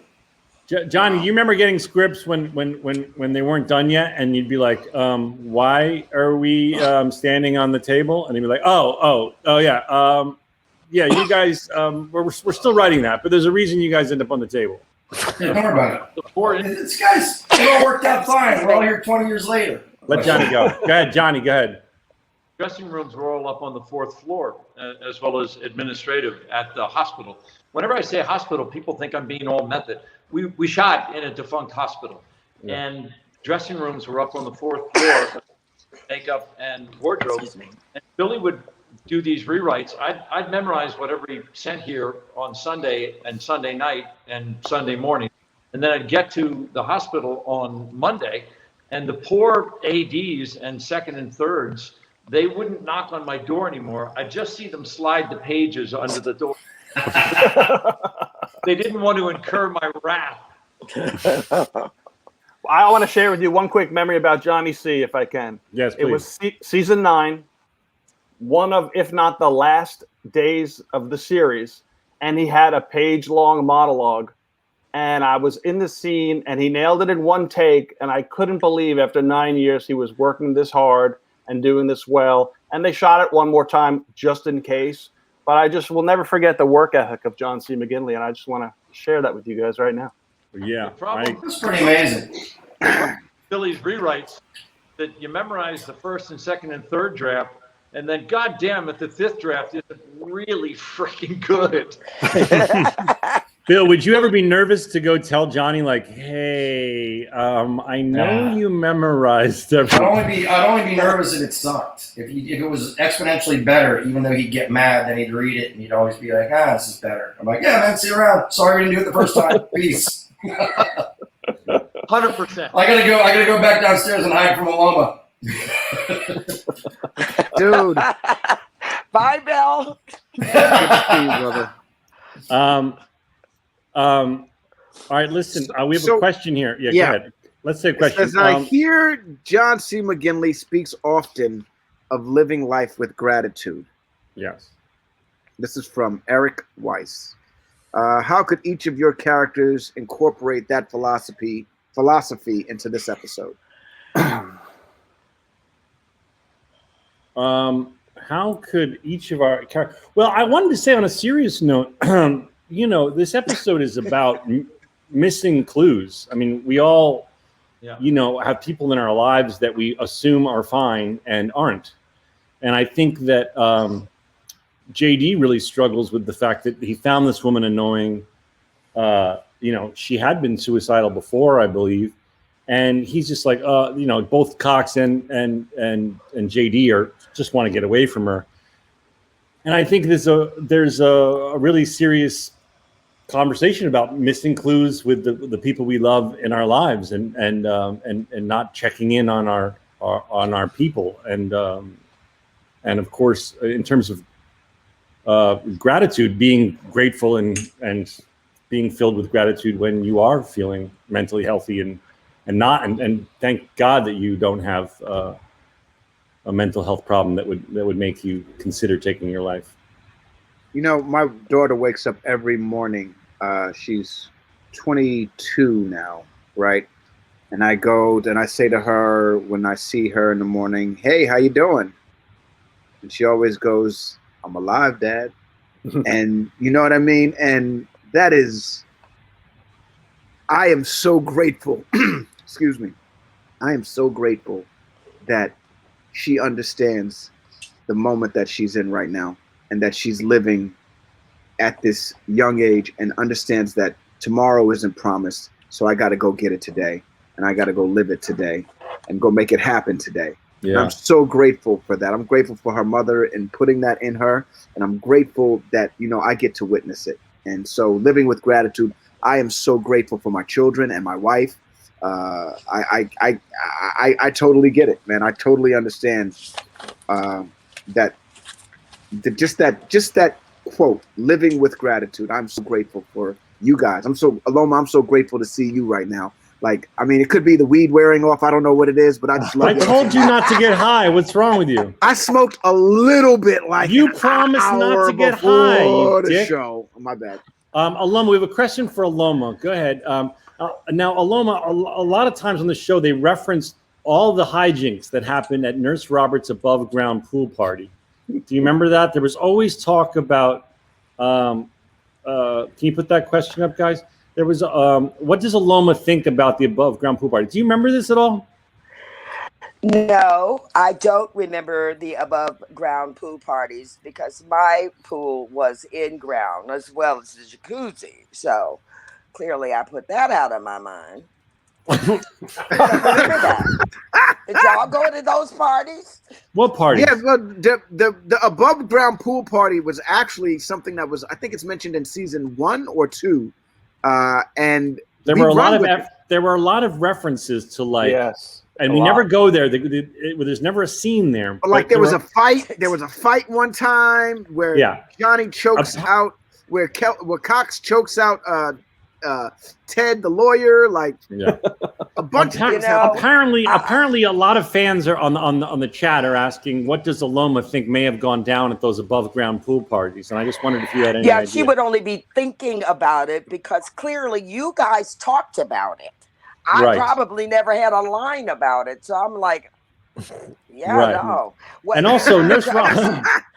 What you need to understand is I only read my scenes, so I don't know what's going on in the rest of the show. That's hilarious. Okay, well, put that question up. What was the scariest, something about stunts from, put that one up, please? You all had to do on Scrubs. LL. I told you LL watched the show. Oh, it's LL Cool J. I told y'all. Okay, from LL Cool J, what were the scariest stunts? It's just LL. It's not LL. I don't know. In my mind, Donald, it's so what were the scariest stunts? Rob, I imagine for you it might have been that bungee jumping through your underwear, right? Yeah, the 4-story atomic wedgie was the scariest because I was hanging from the roof, and then they dropped me, and I had a harness around my upper inner thigh, and it hurt. By the way, you guys talked about why was I wearing a bespeckled banana hammock in that scene a couple weeks ago on your podcast, and the reason was they made a Speedo to cover the harness, and it was not quite my go-to banana hammock. Oh, I see. But it was really big and thick because there was a harness, and I was strapped in. It left a bruise. Okay. Well, you yelled like commitment. You yelled like it did too. It hurt, but it hurt in a good way. Mine was being on fire in that scene where episode I directed actually. JD catches on fire, and I didn't do the full burn. We switched to a stuntman who did a full body burn, but I had to have my back catch on fire, and they put me in a suit and they covered my hair with the anti-flame stuff, and they gave me this pep talk and everything, but I was legitimately on fire, which I couldn't believe they were letting me do, but they did. And I definitely remember that being the scariest thing. Donald, you had to put me out. Do you remember that? Yeah, but I don't know if that was really you. That's the thing. I don't know if that was a switch. I don't know. No, it was a cowboy switch. So what happens is that was a different part when I popped up smoking. But when I first ran into the bathroom, I was legitimately on fire on my back. And then we had the guy come out, and he was fully on fire. No effects were added. It was fucking insane. And then he went down, and you and another stuntman off camera put him all out, and then I popped up smoldering, and I'm like, "Woo, that was a doozy," or something like that. I remember the stuntman saying to me, "When he goes down, you got to put him out, Donald." I do remember that. Donald, do you remember your scariest stunt? Did you have any super scary stunts? No, I don't think Turk did a lot of scary stunts. No, not on this one. At least it wasn't scary for me. Oh, I see, because you're so darn manly. I am a tough Okay, guy. Jane asks, what was the best prank that ever happened behind the scenes? Johnny, do you remember any pranks? Oh, I remember one prank. Go ahead. The dock license plate? No. What? One time, Ashton Kutcher and his team hit me up. Oh, yeah, me getting punked, yeah. Punking Zach Braff, and I remember they had so many different. There were so many things they wanted to do. The first one was they wanted to drop a satellite in your front yard. They just wanted to you be out and just drop a satellite in your yard. And I was like, you can't do that. And they're like, okay, well, we want to make a tree fall on his car. And I was like, well, he has a garage, so he puts the tree in the car in the garage. And then they were like, well, can you get him out? And I was like, yeah, I can get him out. And so they were like, we're gonna spray paint his Porsche. Yeah. And they did. Yeah, they did. Yeah. They contacted me about getting you back, and their ideas were so mean. Yeah, thank God. Thank you for not doing that. I appreciate it. I couldn't do it to you. You got me really badly, and I was angry and wanted to get back at you, but they were pitching stuff that was so cruel, and I love you too much to ever do anything like that to you. I appreciate that. Thank you very much. Okay. Let's talk a little bit more about the episode. Let's focus back because we only have 15 more minutes or so.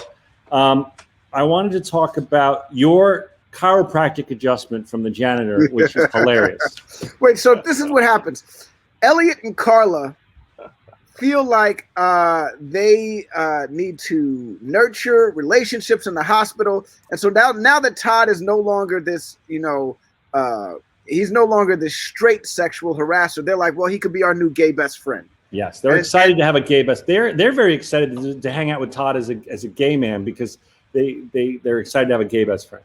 Right, but this happened before in some way where the janitor had dreams of being a chiropractor, and the girls wanting to nurture that relationship somehow convinced Turk to play guinea pig for the janitor's adjustments. Right. and Turk gets his neck almost broke. And it's fucking hilarious, dude. Donald, I don't know what it is about you screaming in a high-pitched voice. It started in we all know it began in Clueless, but I didn't scream in a high-pitched voice in Clueless. Okay. In Clueless, I go, I scream in a low-pitched voice. Well, okay. I take it back then. There is something about you screaming in a high-pitched voice that makes me crack up every single time. And the way that John Michelle shot that, where you turn the camera and the sound effect, and then you scream, that was fucking hilarious. But then he sells it. He does a dead sailor drop. And then dead sailor drop is when you drop like a plank. Yeah. Johnny, you always fall like that in the show. It's my favorite. And Donald does a dead sailor drop. And Zachy, you did it perfect out of the bath when you're in the ice. You get up. We call it dead drop. And that was a big fall. Dead sailor drop scene. Yeah. Okay, so that was amazing. Now Todd, the Todd is so confused. Okay, he says he's getting his gay on, and but is he? I don't think he's confused. Well, what do you think, Rob? I mean, it's funny to talk about this seriously, but like, okay, so you mostly were heterosexual, and then the women sort of talk to you because they think you're gay, and then you came out of that meeting like, maybe I am fluid, whatever, queer, and you just really embrace it. I say, hey, Mickhead, is that package for me? You know it is. And then I say to Donald, hey, buddy, we should totally have sex sometime. Yeah, they totally ruined it for me. See, no, you guys totally ruined this for me. And then you said to someone else, you were really impressive. No, the young, handsome guy comes up to you and goes, hey, you were really impressive in surgery. And do you know the line, or do you want me to say it? And I go, hey, thanks. And you were really impressive in the shower this morning. You know, dong-wise. To this day, that's my most requested joke, like on Cameo. Really?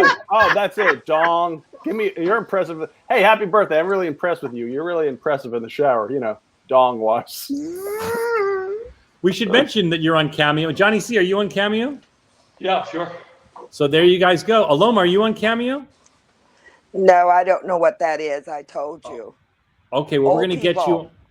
No, but we're gonna get you on Cameo because it's a fun thing, and if you're listening, if you're viewing, you can get both Johnny C. You can send messages to your friends from Johnny or Rob. I'm sure Rob has to say dong jokes.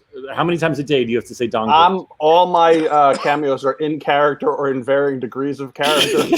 So it's just, bajingos, boobs, and hogs. Bone, organ, suction. Let's play John Madden football on her Xbox. It just keeps going. I do like 2 to 3 minutes of all, it's pure sexual innuendo. Innuendo. By the way, Aloma keeps saying how old she is, but I swear to God, I haven't seen you in so long. You look exactly. You look the same, yo. You have not aged at all. The same. Thank you. Thank God you. bless. That's great. Do we? Adam the other C Rob, has. Oh, you want to ask? Sorry, 1 second. I just wanted the other Rob line that made me laugh out loud was he turns to the girl, one of the nurses, and he says, "Admit it, we doinked." And she says, "I was sad because my dad died." And he goes, "I wasn't." I wasn't.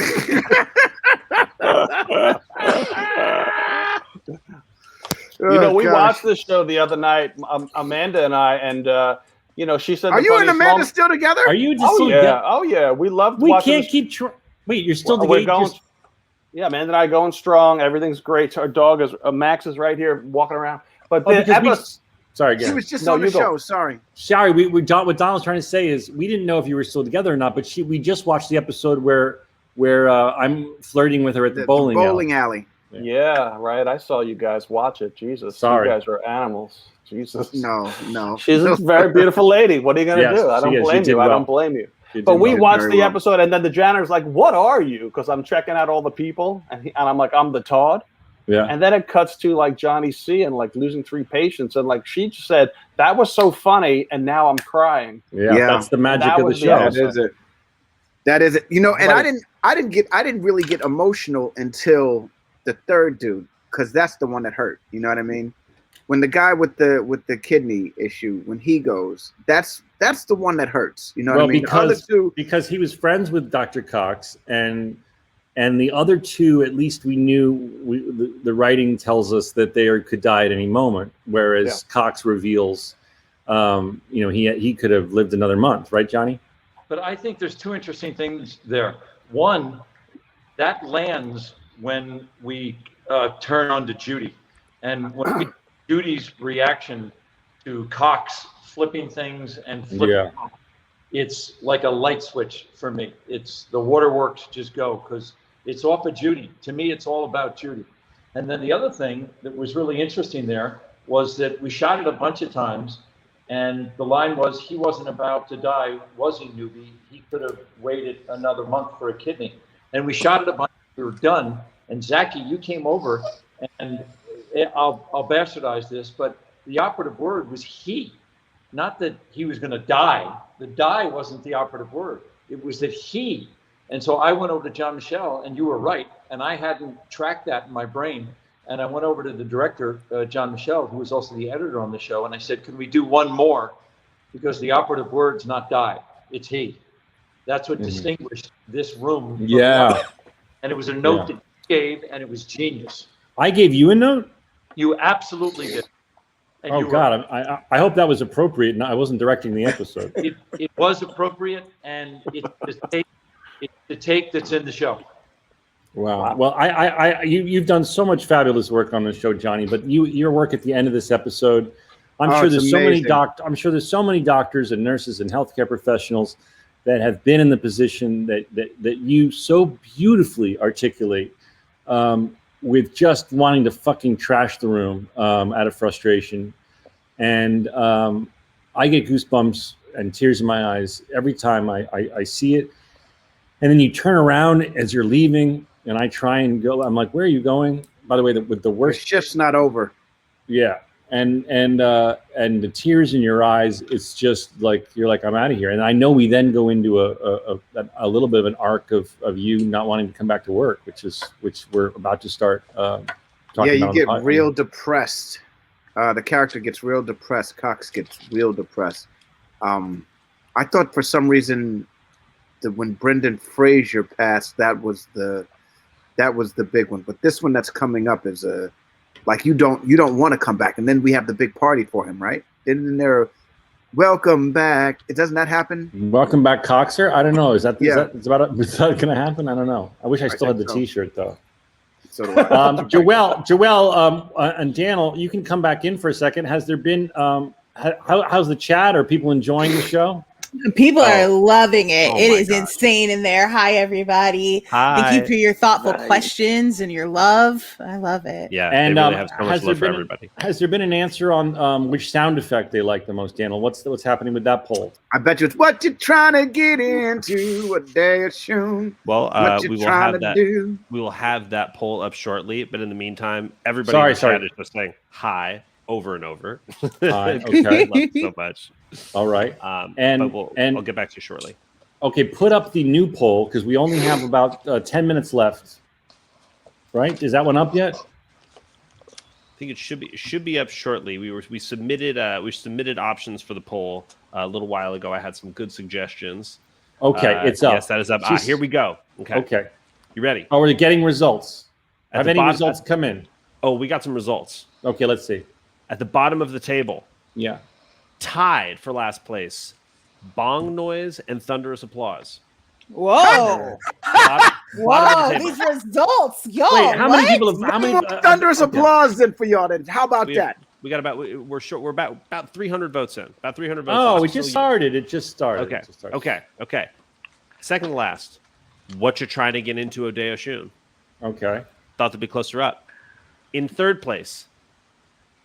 Zach, stop talking about your willies. Ringing up third. They like that. Let's hear Deb. Let's hear from Deb. They like that. Yeah. For those of you who don't know, that's my girlfriend's mom who listens to the podcast. I hope they can hear it because I couldn't hear it. You don't hear this? No, couldn't hear it. It's not playing. It was working earlier. Yeah. Oh, working earlier. What the fuck? I could hear it in my mind. Well, all right. Well, anyway, it's my girlfriend's mom telling us she listens to the podcast and she feels that Donald and I talk about our penises too much. We do. So she once said to me, "Oh, for fuck's sake, stop talking about your willies." And so we have that as a sound. Okay, go ahead. Second place. Well, shout out to me. You honor me. Yes. That's impression for the board. Do you hear this? Nice. No. Oh, the shit's broken, Daniel. I know. Daniel broke that shit. You broke it again. And the number one, Zach, I love you. Yes. Oh. Most popular vote by a long shot. You guys have betrayed Donald. Johnny C, in Loma, if you don't know, that's Donald's wife, Casey, saying, "Zach, I love you. Zach, I love you." Very popular sound effect on the show. Tell us what you're up to. Johnny, I know that you're doing Brooklyn Nine-Nine. It makes me jealous that they get to work with you. Tell us how that's going. That's great. We shot it right in the middle of COVID. It's they have the same arc as us. They got canceled, and then they got picked up like Scrubs. And yeah, they got canceled, and then COVID happened. So they took a whole year off. And then when they were back on, they said, "You want to come in a big fat arc on this thing?" It was fantastic. So it was a great gig in the middle of COVID. Did you get to work with Andre Braugher? Yeah, he was a total Hercules. He was fantastic. I think he's such a fine actor. He walks on water. It's fantastic. Yeah. And Rob, how's the real estate going? If you want to buy a house in Santa Monica, Rob is the guy who will sell it to you. Rob, what the heck is going on with these prices, though, man? Like, what was 1.5 last year is now 3 million, man. You're blaming Rob on the housing market. 1.5 last year is now 3 million. Because of COVID, people want their own castle so they can be away from everybody else. And there's this mentality of like my home is my sanctuary from the world we live in. And there's a scarcity of inventory and interest rates are down. And in the last 12 months, I've sold like $16 million worth of real estate in Santa Monica. So it's just like, good for you. Good for you. I just did the math. I just did the math on 20% of that, Rob. And not 20%. Oh, it's not 20%. All right. The cameo money. That's where the big money. The cameo money is where the money is. Hey, Rob, the market is give everyone watching some real estate advice. What's happening in the market? Is it a good time to buy? Good time to sell? Give us some advice. It's interest rates are under 3%, so money's historically cheap to borrow. So it's a very good time if you qualify to get a loan to put it into real estate. It's not like a stock, which is paper money. You could literally enjoy your investment and live in it while it accrues value over time. So it's always a good investment to invest in real estate. There's two loans that you can get, and there's one that's you said 3% interest rate, and then there's another one where the interest rate could go up in like a few years in years. It's an adjustable rate mortgage, and it changed the first 7 years or 10 years. It can be fixed, and then thereafter it can adjust. Since interests are so low right now, it's better to lock in a fixed rate at this moment. Yep. Yeah, because then they can fuck you over. They can fuck you over, and then all of a sudden it jumps. It might keep going down though. I'm saying that. Sorry, people don't want to hear about this. Okay, there's your real estate tip, everybody. Listen to Rob. And Aloma, you made a joke about being retired. I hope that's not true. Yeah. Didn't I just see you on a show recently? Weren't you doing a Disney show or? No. And you guys just got picked up for a new season. No, no. She was grooving for a while there. That was great. Right, yeah, we had her. Damn. All right. Well, she went out with a bang. We'll never know. Wait, there she is. Hey, so I'm tired of this damn thing. So I'm gonna say very quickly, I am collecting my retirement and have been since 2009, but I have not stopped working. I am still working. I'm doing a show in Atlanta called Young Dylan with a little kid that was discovered on the Ellen show. Yes. Yes, I play his grandmother. So, and it's for Tyler Perry and Nickelodeon. Are you living in Atlanta right now? Are you living on the Tyler Perry in the Tyler Perry compound? No, we did do the compound in December. He locked us all in and flew us on a private jet. I was like, oh yeah, I don't want to get on the commercial flight no more now. They done spoiled you. But yeah, we were locked in, but now no, we go and I have a house there, so I go and stay in that house when I'm there. And then I hope you never stop working, Aloma, because you are a fine, fine actress, and you're hilarious, and your drama work is beautiful, and you don't look like you've aged 1 hour since we saw you. Well, you're so kind. It was good seeing you guys. Continue. All right, goodbye, Aloma. Aloma. Miss you so much. Love you. I love you guys. I would give thunderous applause, but my machine's broken. Apparently, thunderous applause isn't liked either. No, that's just the poll's going to have new results. Rob, it was great to see you. We love you. You guys go to Cameo if you want Rob to send a message about his dong to your friends. That's a great idea, actually. I might do that for Christmas. Rob, do you get in the banana hammock? Do you get in the banana hammock? No, that's extra. Yeah, that's like on our show. Could you hook up an old friend? When Jimmy Walker wouldn't say dynamite, it's extra for dynamite. It's extra for dynamite. Hey, it's great to see you guys. This was a beautiful episode. There's a nice walk down memory lane for me, and I'm glad to share it with all of you. All right, Rob. We love you. On the show, Rob. Love you, bro. And Johnny C. McGinley, I say it every time I see you. You're one of the finest actors I've ever met. You're one of the finest actors working, and it's such an honor to be your friend. Thank you, Zachy. Can I mention that on November 13th, we have our at the Global Down Syndrome Foundation, we have our big, giant fundraiser that'll be virtual this year. It's called the Be Beautiful, Be Yourself Fashion Show, where all our models usually walk down a catwalk accompanied by big stars that come into Denver. And it's our big fundraiser, and it's for the Global Down Syndrome Foundation. It's called Be Beautiful, Be Yourself Fashion Show. And it's on November 13th this year. And anybody who's looking for something to do on a Saturday night, November 13th, please join us. Is there a place, Johnny, where anyone can donate to that cause? Or the website for the Global Down Syndrome Foundation. And from there, it's all easy. Also, if anybody watching or listening to this does have the great fortune of having a child or a young adult born with Down syndrome, the Global Down Syndrome Foundation is an indispensable resource that if you're not aware of, you should be. It's the Global Down Syndrome Foundation. It's easy to find. Just go to that website, and there's all sorts of tools and information for you that are limitless. Awesome. Great. And you are such a good father, and you're such a good friend, and we love you, and thanks for coming on. Thank you for being on the show, Johnny. It's so good to see you, brother. And I'm glad to hear your golf game is on the level, bro. Yeah, Johnny shot par today, which apparently is very good. It's tidy. Wow. Okay. It's tidy. Par is good, right, Donald? Yeah, par's great. When you shoot par, you're Have you shot par before, Donald? A few times, yes. Okay. I've shot par on the mini golf, but you've never shot par in mini golf. You're lying right now. You're lying. I got it in the windmill. Windmill. That's great, but you didn't shoot par. All right, I think the show went good, guys. What do you think? I'm exhausted. Oh my god, it was a blast. I need to go. Dude, we did 2 hours plus. Yes. I'm just saying. Oh my gosh. Oh my god, how funny was Aloma? The most funny. Oh my goodness. Incredible. Well, thank you, Daniel and Joelle. You guys are the best. I know we didn't get a lot of time with you because we had all these surprises. But no, we needed the surprises. We need to shout out Kayla also. Kayla, who did all the behind-the-scenes tech. Thank you so much. You did a great job. That doesn't mean get on camera, Kayla. Just stay on camera. Kayla. Oh my gosh. Kayla. Leave Kayla alone. Calm down, Kayla. I'm just kidding. Hey fans, we love you and thanks for tuning in. We do this podcast. If you're new to joining us, every Tuesday we release an audio podcast. You can find it anywhere. There's merch. Apparently, podcast people really like merch.